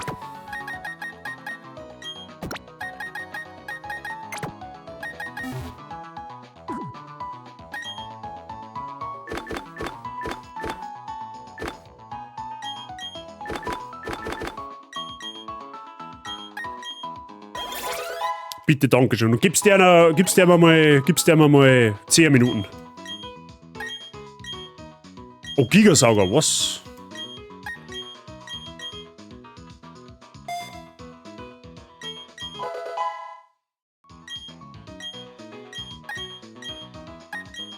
Ja, Rollkommando, vielleicht Entwicklung, maybe? Self-Destruct, ja, eher nicht. Schade, keine Entwicklung. Extra Sensory, das nehmen wir mit.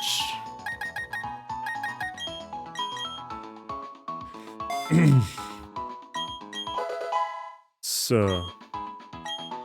Was ist ein Psycho-Shift? User gets psychic power of suggestion, the user transfers its status condition. Achso, ja, okay. Air Slash, das ist geil, das nehmen wir mit.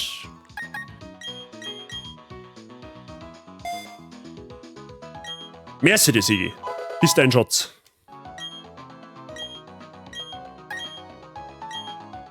So, kriegen wir Noctuano.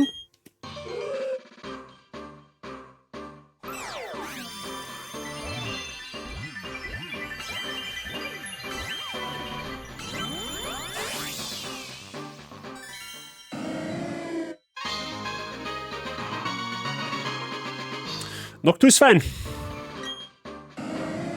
Psychoflug. So, da haben wir jetzt unsere Killerbiene.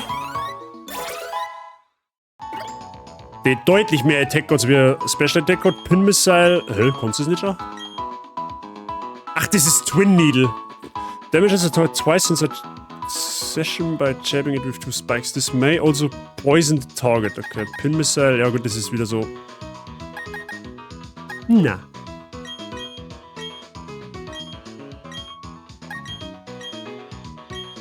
Venus-Schock, das ist leider ein spezieller Angriff, oder? Ja, schade. Oh, leck, wenn du... Kannst du noch... Oh ja, perfekt, Poison Jab. Genau das wollte ich haben. Poison Jab ist genau das, was ich haben wollte. Gifthieb.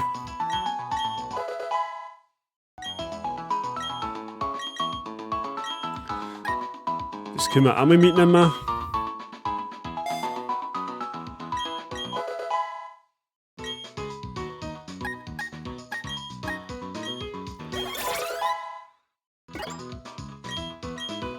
Spor, ja, das nehmen wir schon mal. Das schläfert auf jeden Fall ein. So, Freunde der Sonne, Vorhersage läuft. Ihr könnt irgendeine Punkte einwerfen für den zweiten Arena-Leiter.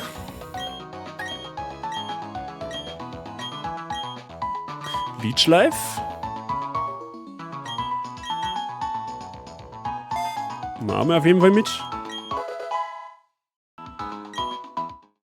Geil, kriegen wir sogar noch ein Parasek.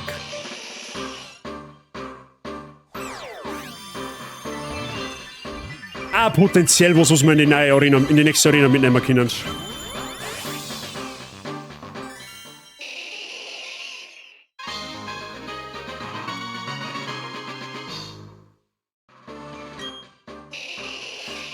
Käfergras, okay. Also ich habe ja nichts gegen Ameisen, aber in der Kirchbreiheit ist jetzt nicht unbedingt... Hast du Ameisen in der Kirche oder was? Sucker Punch? Ja, das können wir mal... Ah, du bist speziell, right? Ja, du bist deutlich speziell. Ja, aber okay, als... Ja, doch, können wir tatsächlich einmal mitnehmen.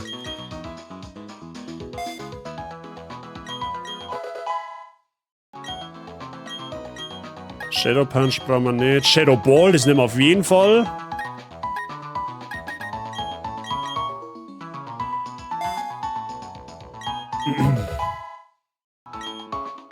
Okay, dann haben wir das auch.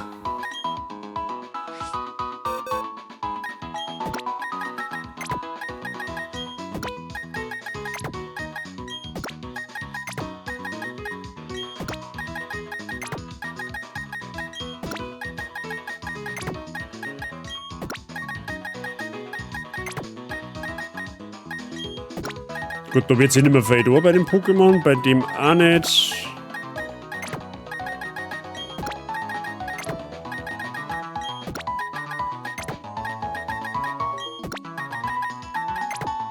Gut, jetzt müssen wir die Ursa schnell umbenennen. In Graham haben wir gesagt.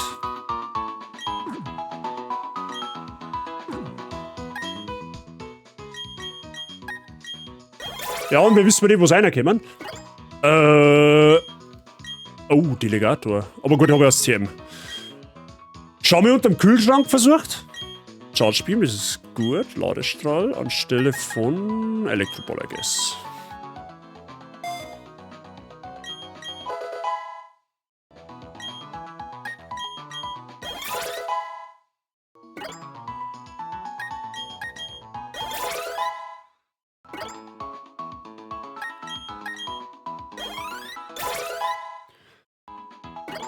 Okay, 36 Attack und sind wir, okay, du bist mehr physisch, okay. Regentanz. Zweiter Rain-Setter, okay. Komplexi brauchen wir nicht. Ja, Blubstrahl, das, ja, brauchen wir dann auch nicht. Nebenschuss brauchen wir auch nicht. Bodyslam, ja, das können wir mitnehmen. Bodyslam, du, das nehmen wir schon mal mit.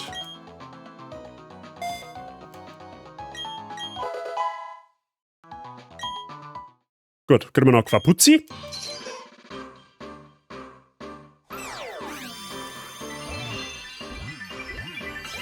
Kühlschrank ist an einer Innenwand, also eher unwahrscheinlich. Okay.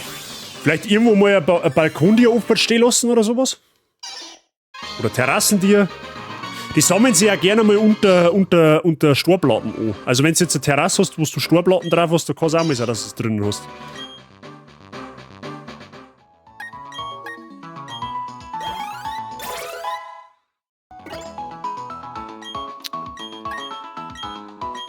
Oh, Night Slash. Night Slash nehmen wir mit. Oh, das kann eigentlich schon relativ dezente Attacken.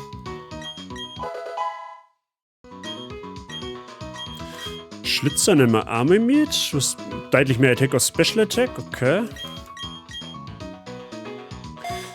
Wie gesagt, nicht schüchtern sein, gerne abstimmen. Ne? Vorhersage läuft. Nach ungefähr 3 Minuten, glaube ich. Oder 4 Minuten. Ich weiß nicht genau. Plain Ice. Was ist ein Plain Ice? Oh nein, eher nicht. Okay, entwickelt sie leider noch nicht. Gut, dann haben wir noch Frostige. Eiszahn, okay.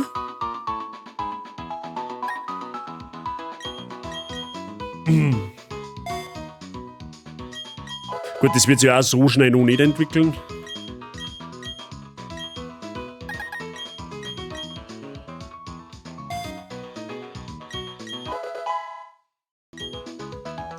Gut, dann haben wir jetzt eigentlich nur noch Milotic und dann haben wir es. Dann kann ich Teambuilding machen. Oder ist auf der anderen Seite auch noch irgendwas, was brauchbar war.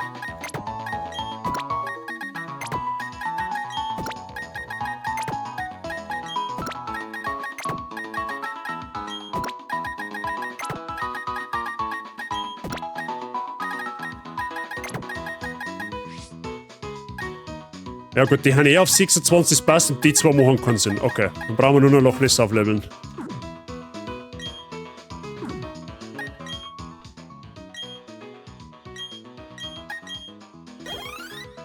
Kann gut sein, aber jetzt beobachten wir erst mal, ob es mehr werden und dann schauen wir mal. Ja, wie gesagt, also das ist so ein typische Ding, dass die unter Storplatten drinnen haben. So, Aquaring für Constant Heal, das nehmen wir jetzt auf alle Fälle mal mit.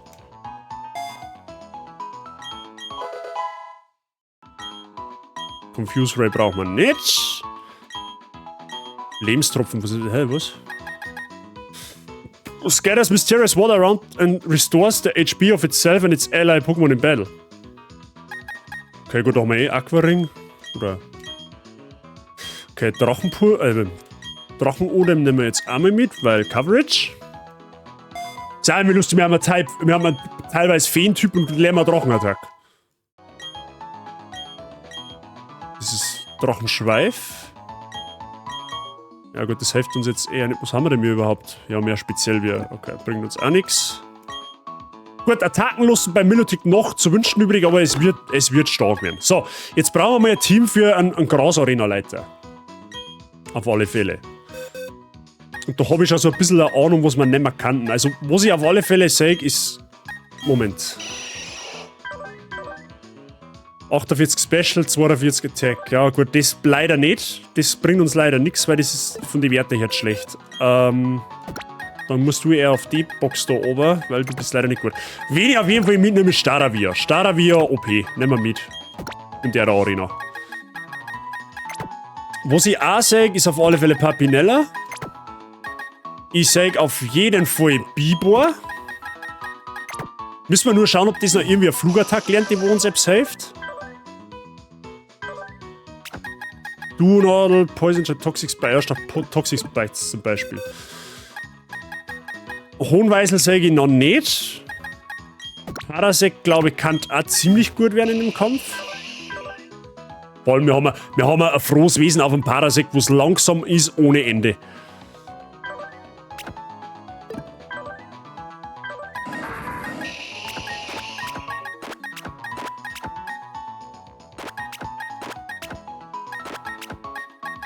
Bugbite und Leechlife.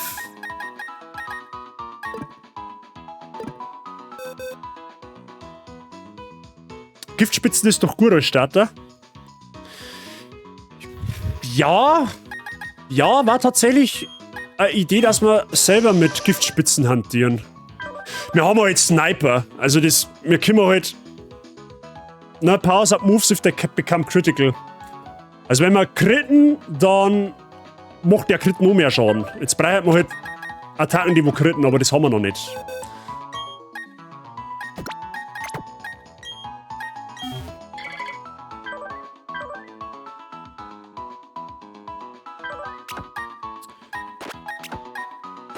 Gut, da kann man theoretisch setupen. Wir haben einen Aircutter mit dabei, wenn es war. Mega Drain ist jetzt eher nicht so gut, aber ist immer besser als nix. Also Papinella theoretisch.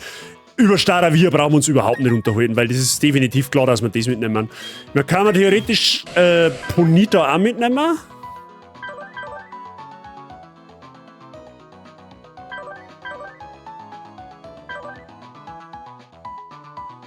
Ja.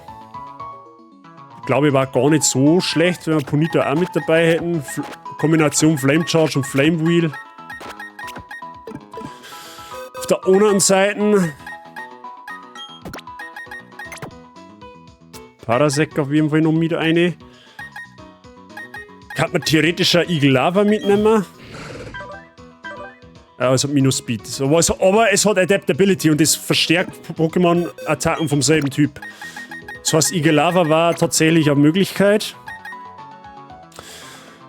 Wohin genau macht keinen Sinn, weil das wird von Käfer-Attacken komplett zerfressen. Macht auch keinen Sinn, macht auch keinen Sinn. Ich glaube, ich will, glaube ich, nur ein Feuer-Pokémon haben. Noctu war, glaube ich, ganz okay. The Pokémon can use not very effective moves to deal regular damage. Obwohl ich halt schon sagen muss, dass er von den Werten her nicht schlecht war. Ich glaube, dass wir sogar Noctu mit einbauen.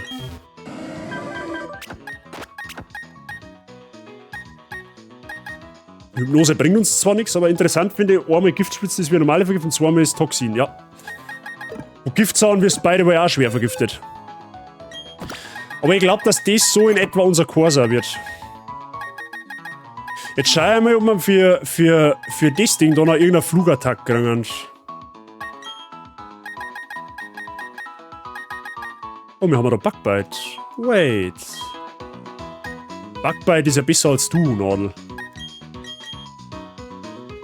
Und wir können potenziell die Beere vom Gegner fressen.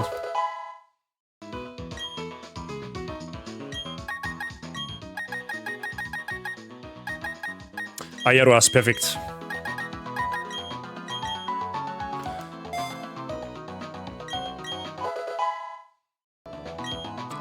Okay.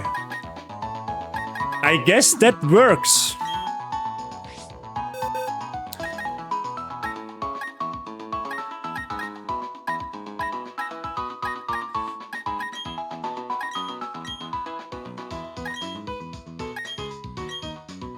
So, jetzt schauen wir mal, wer hat denn da noch was für Items? Du hast den Mystic Water, brauchen wir in dem Fall nicht. So, jetzt pass Obacht. Du hast einen Expertengurt. Der verstärkt sehr effektive Attacken. Das heißt, das kriegt Kruzifix und du kriegst die Scope Lens. Die erhöht die Chance auf Volltreffer, kriegt auf alle Fälle Bibor. Wir haben jetzt quasi, wir machen aus Bibor ein Volltreffer-Mon. Also sprich, wir erhöhen Volltrefferraten durch ein Item und wenn wir einen Volltreffer landen, macht der Volltreffer durch seine Fähigkeit noch mehr Schaden. Das nehmen wir auf alle Fälle. So, dann haben wir das Muskelband, was physische Attacken verstärkt. Macht auf dir auf jeden Fall Sinn, weil du hast physische Angriffe. Das ist Quick Claw, wobei Quick Claw macht, glaube ich, sogar bei Parasect mehr Sinn. Machen wir es so. Dann kriegt's Muskelband. Keiner. Doch, Igelava. Wobei das hat... Nein, das brauchen wir eigentlich nicht, weil... Igelava Holzkohle hat und es greift nur mit Feuerattacken auf. Und daher ist es fein. Dann brauchen wir jetzt halt was.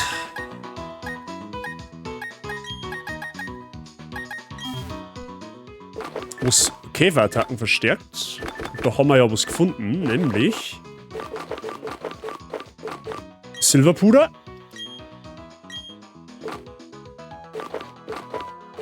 Okay.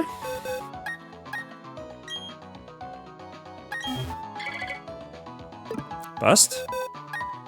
Staravia Horror-Item, du hast ein Item. So, brauchen wir für Noctu brauchen wir noch was.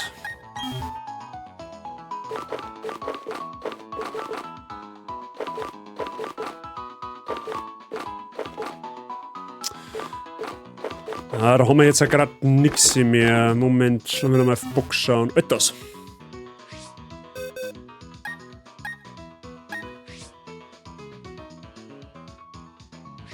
Gut, dann gebe ich Noctu. Dann gebe ich Noctu eine Beere, glaube ich.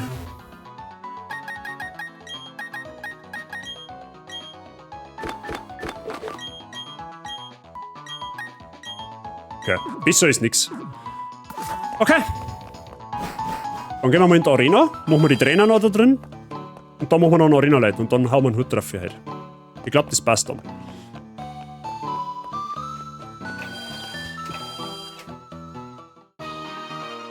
So.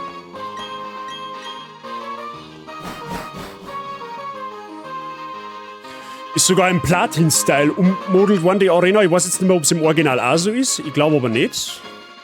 So. Das Ding ist, man muss die Trainer machen, sonst kommt es gar nicht zum Arena-Leiter.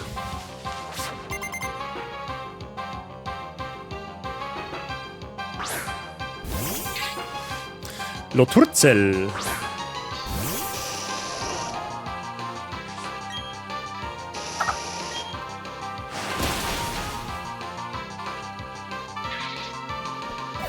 Original ist mit EP, ja.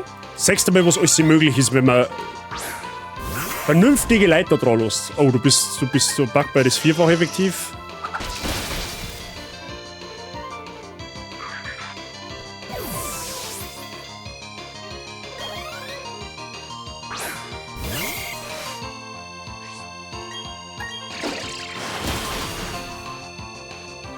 War schon ein Crit.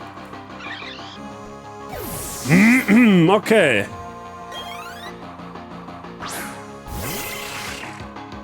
Das ist wieder vierfach mit Bugbite. Ich würde einfach... Oh, leck. Ich glaube, Biber kann so richtig stark werden in dem Spiel.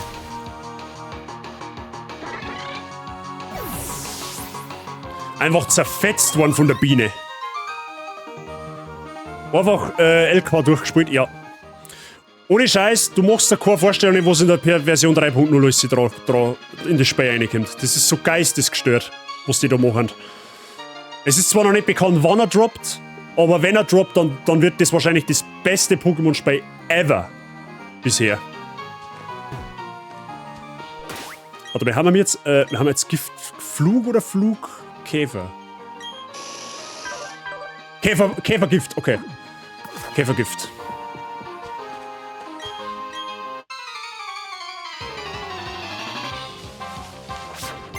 Also Unity, ja. Unity eigentlich durchgespielt. Weeping Bell.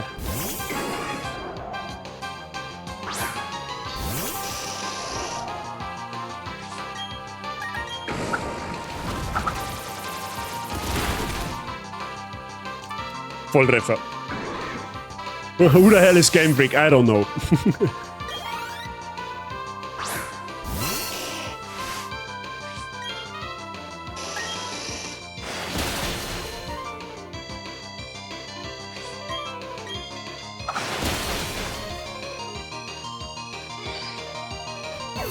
Okay.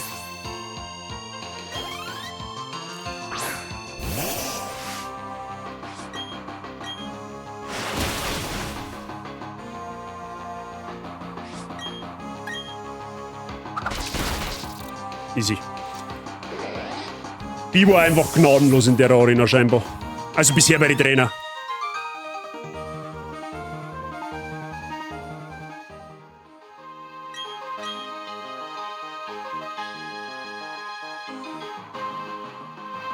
Okay, einen Trainer haben wir noch. Und dann können wir zum Arena-Leiter. Beziehungsweise dann gehen wir ins Poké-Center. Und dann reiten wir los.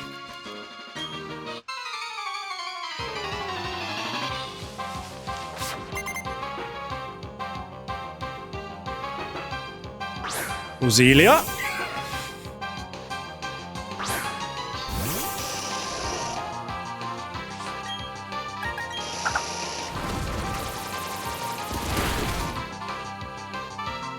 Okay, das ist also teils Gift. Alright.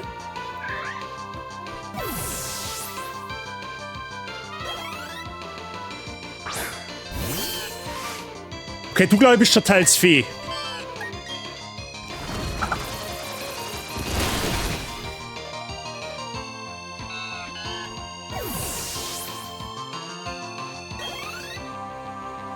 Skiplum. Ah, Hubelupf. Das ist teils Flug. Jetzt holt sich jeder noch Eis und dann reiten wir los. Genau.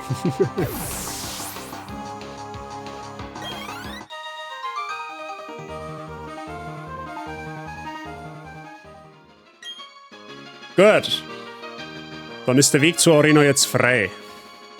Also, der Weg zum Arena-Leiter ist frei, quasi. Okay, ja, Ass ist wohl eine Rosarade. Was ich so gesehen habe. Okay. Nochmal heilen und dann geht's rein in den Boss. Und hoffentlich läuft der ein bisschen besser als wie der letzte. Der letzte war ein bisschen unglücklich.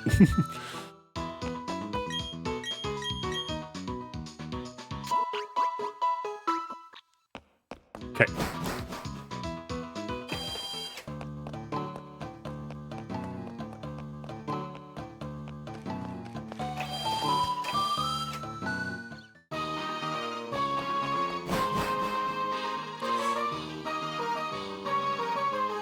Fight hat er beim Fight geliefert. Ja, der hat mich ein bisschen unglücklich erwischt, sagen wir es so.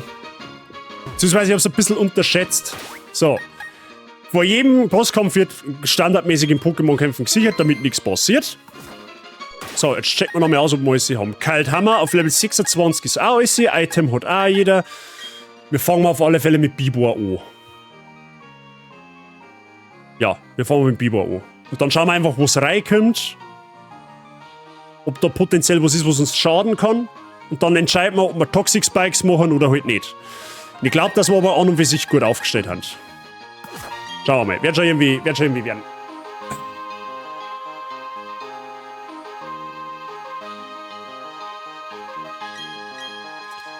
So.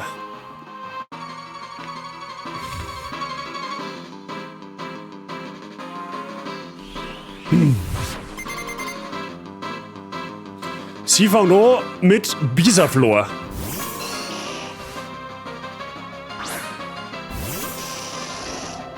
Okay.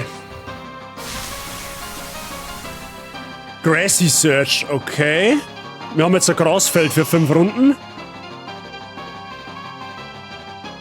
Bisaflor arbeitet wahrscheinlich mit irgendeinem so einem Schmarrn mit Schlafpuder und so einem Scheiß. Aber Bisaflor hat normalerweise nichts, was mir schaden kann. Also fange ich mit Toxic Spikes an.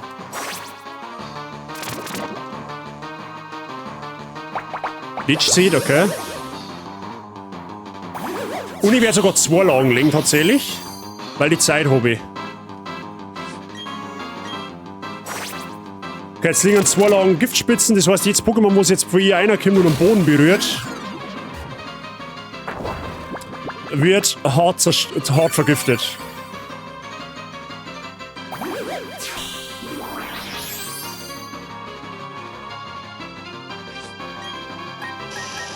One-Turn-Sleep, maybe? Schade. Energy Ball, das resistieren wir 4-fach. Tut uns nicht weh.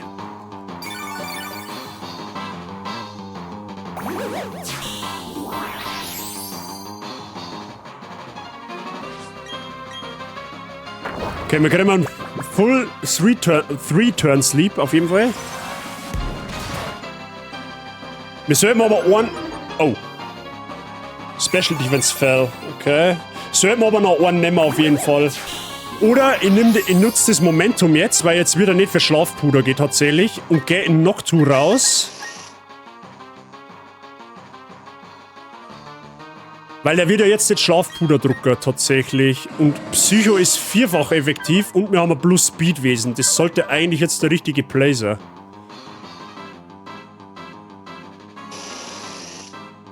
Obwohl ich jetzt normal sowieso safe aufwach. Ja.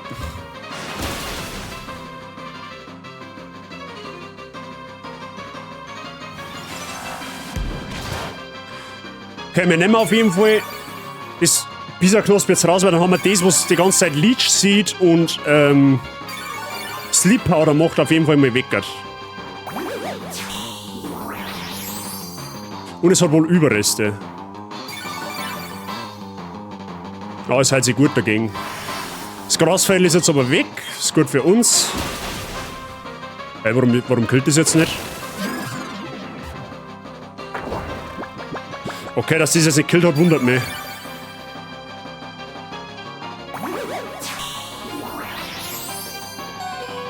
Okay, jetzt müssen wir aber auf jeden Fall raus.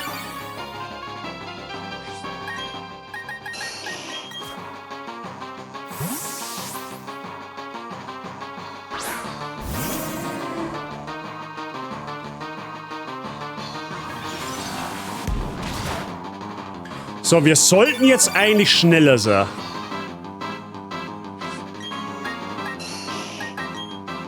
Ja.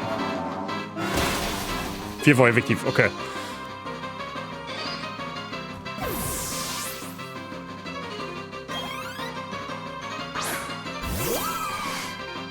Glaciola. Kriegt auf alle Fälle schon mal instant die schwere Vergiftung. Was kann Glaciola China, wo es mir gefährlich wird?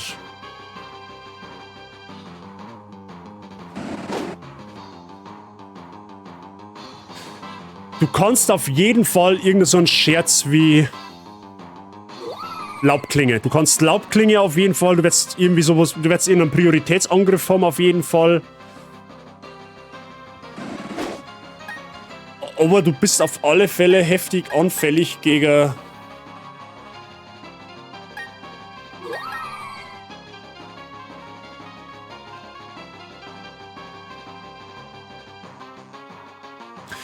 Was kann Livion jetzt haben, was man gefährlich werden kann?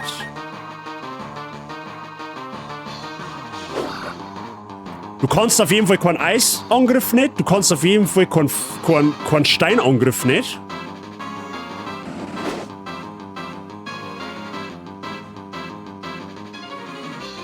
Und du bist normalerweise reins Pflanzen-Pokémon. Du kannst einen Sekundärtypen gekriegt haben, aber was war das? Du kannst maybe Käferattacken, ja, aber das ist nicht sehr effektiv, weil ich teils Flug bin.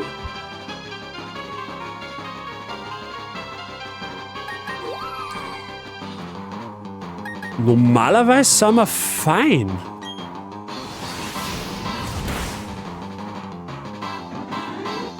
What? Double Edge? Alter, wie viel Schaden hat...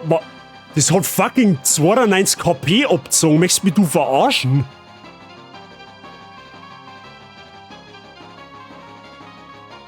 Warum macht das so viel Schaden? Das war nicht mal ein Stab-Move.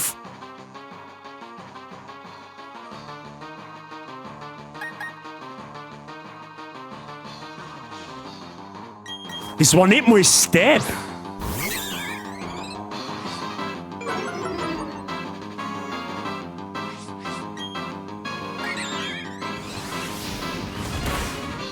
Alter, was macht denn das so weit?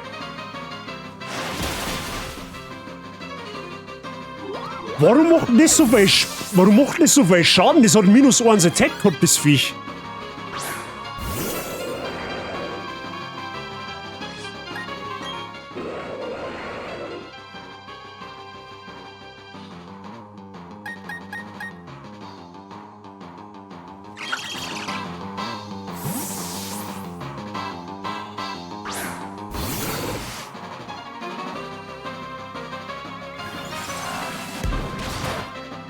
Alter, das ist so krass, was das Schaden macht, obwohl wir es resistieren. So, da muss ich nach dem Kampf einmal nachschauen, weil ich hab da böse Vermutung. Ja, ich glaube, ich weiß schon warum.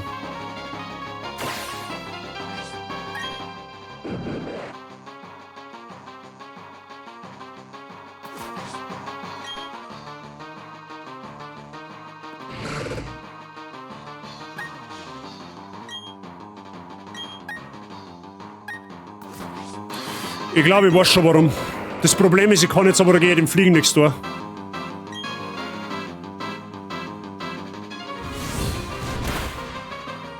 Die Viecher sind EV-trained. 100%ig.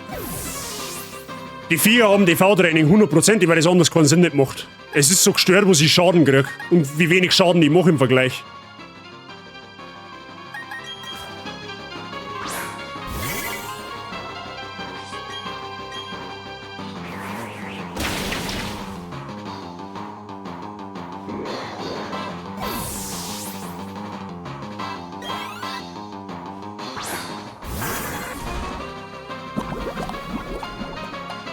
Okay, bei dir weiß ich, dass du einen Steinangriff hast.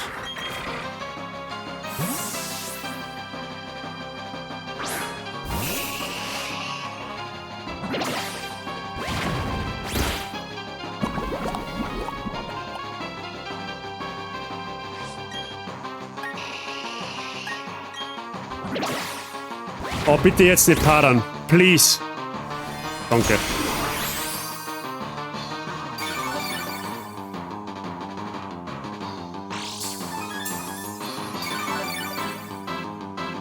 Was war das? Es hat Lefties.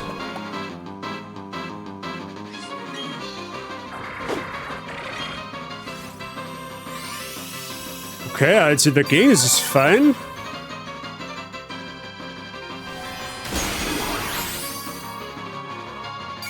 Okay, Parasect macht jetzt auf alle Fälle, das reißt uns gerade ein bisschen raus.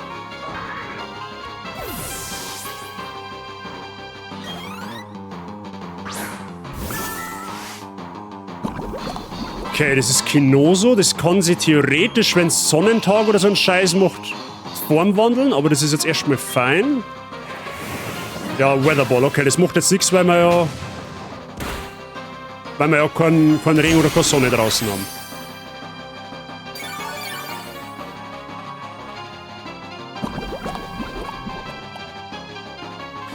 Okay.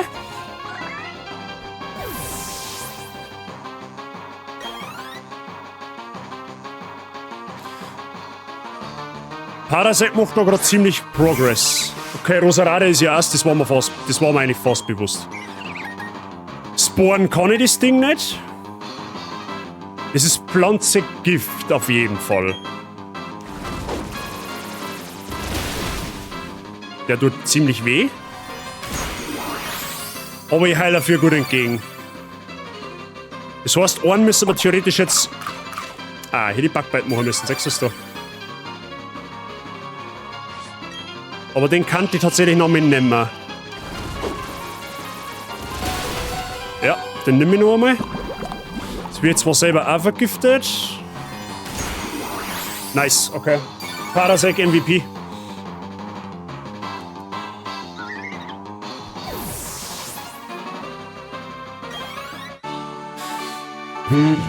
Okay. Jetzt schaue ich aber trotzdem noch, weil es mich interessiert.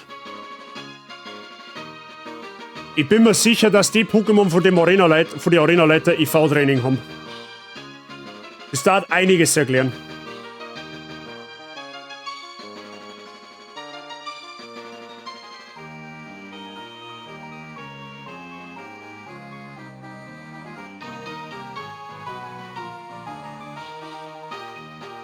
Aber hey, immerhin 2 Orden. 2 Verluste, jeder Arena-Leiter kostet uns jetzt irgendwie 2 Pokémon.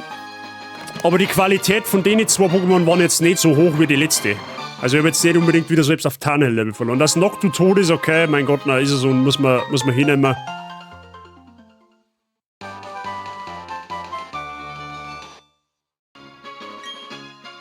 Aber hey, wir haben einen Strauchler.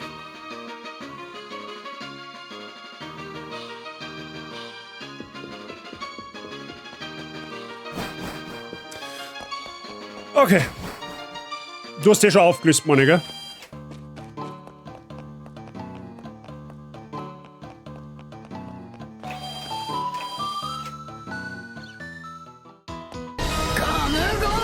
Ué.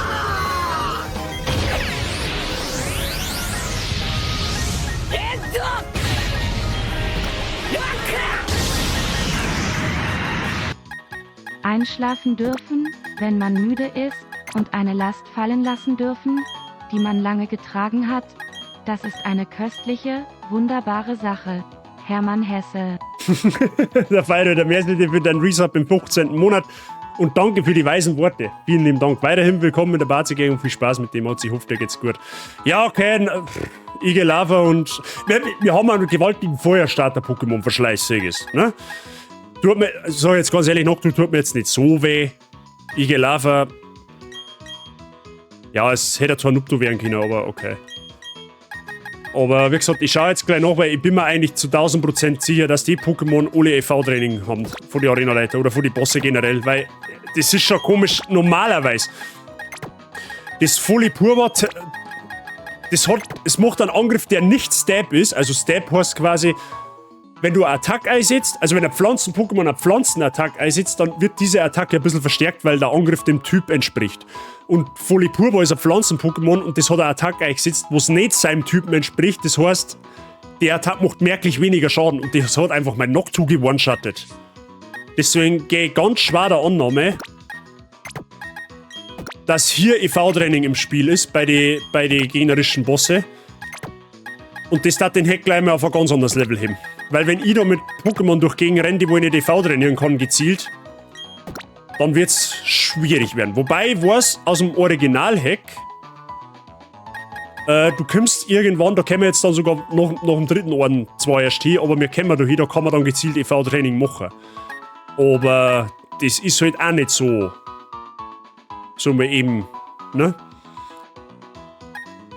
Staravia.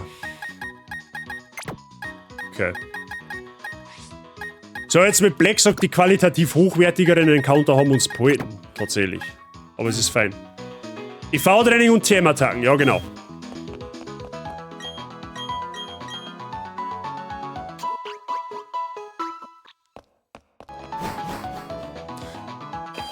Gut, so im Nachhinein betrachtet hätte man vielleicht... Den gleichen Fehler habe ich quasi auch in der... beim Fight Code im ersten Arenaleiter Orden. Beim ersten Arenaleiter. Da habe ich auch einfach nicht gleich für einen Damage-Move... bin ja auch nicht gleich für einen Damage-Move gegangen und es hat mir einfach 2 Leben gekostet. Und da war es jetzt wieder genau das gleiche. Wenn ich das Bisaflor gleich... Oh, das Bisaflor. Wenn ich das Bisaknosp gleich rausnehme, dann passiert gar nicht so viel, glaube ich. Weil ich bin mir fast sicher, dass man mit Bibor einiges hätten slingen können. Also kann ich mir schon vorstellen. So, jetzt schauen wir mal. Habt ihr EV-Training? Es muss ja fast so sein. Geht ja gar nicht anders. Boss-Trainer. Jetzt schauen wir mal. Wo haben wir denn? Gardenia. Jetzt muss ich schnell das... Was war denn das überhaupt für ein Team? Die hat angefangen mit... Nein, mit... Dem hat es nicht angefangen. Sie hat angefangen mit Bisaflor, right? Ja. Ja, die haben volles EV-Training. Okay, das macht es. Bisaknosp Balor hat 244 EVs auf KP, 244 EVs auf Defense und 20 EVs auf Special-Angriff. Das Folipurwa, es hat Seedbar, also Samenbomben, Aero-Ass, Double Edge und Quick Attack. Also sprich, Bodycheck, Rückzughieb, Aero-Ass und Samenbomben, hat ein Muskelband, hat 244 EVs auf Attack und 252 EVs auf Speed. Okay. Dann kann ich es absolut verstehen, warum mit das alles Hops Nummer hat. Und DVs haben es alle 25. Das heißt, da kannst du quasi zwangsläufig mehr oder weniger nicht verhindern, dass du Boss verlässt, weil die Pokémon haben einfach deutlich tankier und deutlich schneller und deutlich höher im Angriff.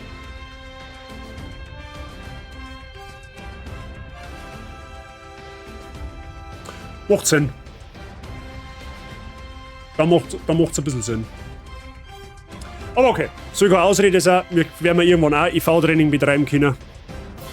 wahrscheinlich schneller oder wahrscheinlich früher als später und dann merzt sie das oder gleicht sie das dann vielleicht wieder ein bisschen aus, weil dann kann ich halt meine Pokémon auch competitive auslegen. Also die Boss-Trainer haben quasi competitive Sets und ja, was soll ich machen? Ich mein, wenn da auf einmal Volipurba mit 252 Faust auf Attack daherkommt und mit 252 Faust auf Speed, was soll ich machen? Ich kann es mit nichts outspeeden, ich kann es mit nichts outtanken. Na gut, wiederum eine Erfahrung reicher in dem Pack. Aber an und für sich bin ich zufrieden. Wir haben an und für sich eigentlich gut durchgekommen, wir haben eine geile Encounter gekriegt, wovon die meisten oder wovon die größten oder die besten noch da haben. Also der Run ist ja deswegen jetzt nicht vorbei. Es ist ein bisschen bitter, aber ja, ist jetzt nichts, was uns komplett aus dem Run nimmt. Ist auf keinen Fall. Naja, egal. An und für sich war es auf alle Fälle ein guter Run. Oder ein guter Tag heute, auf alle Fälle. Oh, ich krieg gerade Wetterwarnung. Gut, Freunde der Sonne. Das war's aber dann für heute. Wir hören und sehen uns am Mittwoch um 6 Uhr auf die Nacht wieder zu Bloodborne. Mit der Nuzlocke geht's erst nächste Woche weiter, weil ich am Wochenende keinen Stream machen werde, weil ich nicht da bin. Ich bin unten in München unterwegs. Deswegen werden wir erst kommende Woche wieder mit der Nuzlocke weiter da. Am Mittwoch spielen wir Bloodborne. Da haben wir gestern angefangen, da bin ich auch absolut addicted drin. Also ich habe jetzt 2 Projekte am Laufen, wo ich richtig Bock habe, weiter zum Spielen. Und ja, so schaut's aus. Dann sehr fescher Bursch, ja, so fesch bin ich, glaube ich, auch wieder nicht. Aber merci dir. Jetzt schau ich mal schnell, wer live ist, aber ich glaube, ich weiß nicht, wo wir hingehen könnten. Ich glaube, dass die Jassi nämlich halt an Streamy macht. Ja, ich spiele Lies of P. Wir gehen jetzt zu Jassi, Freunde der Sonne. Raid Command ist im Chat, also wer der sie nicht kennt, aber ich glaube, die kennt ja jeder. Bitte lasst der da Follow da, die macht unfassbar guten Content. Die ist jetzt neuerdings Soul-Spielerin geworden, die ist sehr addicted auch. Also bitte gerne ein Herz bei der da lassen, wenn sie es noch nicht da habt. Die hat es auf jeden Fall verdient, macht wirklich guten Content. Wir hören und sehen uns, wie gesagt, am Mittwoch wieder. Ich sag merci fürs Dosen, merci fürs Zuschauen. War halt ein chilliger, ruhiger Stream, bis auf den Arena-Kampf jetzt zum Schluss. Und ja, ich wünsche euch noch einen schönen Montagabend. Kommt's gut morgen in die neue Arbeitswoche. Ist Gott sei Dank eine kurze Arbeitswoche. Also zumindest hoffe ich das für alle Beteiligten. Für mich ist es eine sehr kurze Arbeitswoche. Ich habe nur 2 Tage die Woche. Und ja, dann wünsche ich euch noch viel Spaß bei der Jassi und wir hören uns dann am Mittwoch wieder. In diesem Sinne, haut euch eine, pfiat euch und Servus.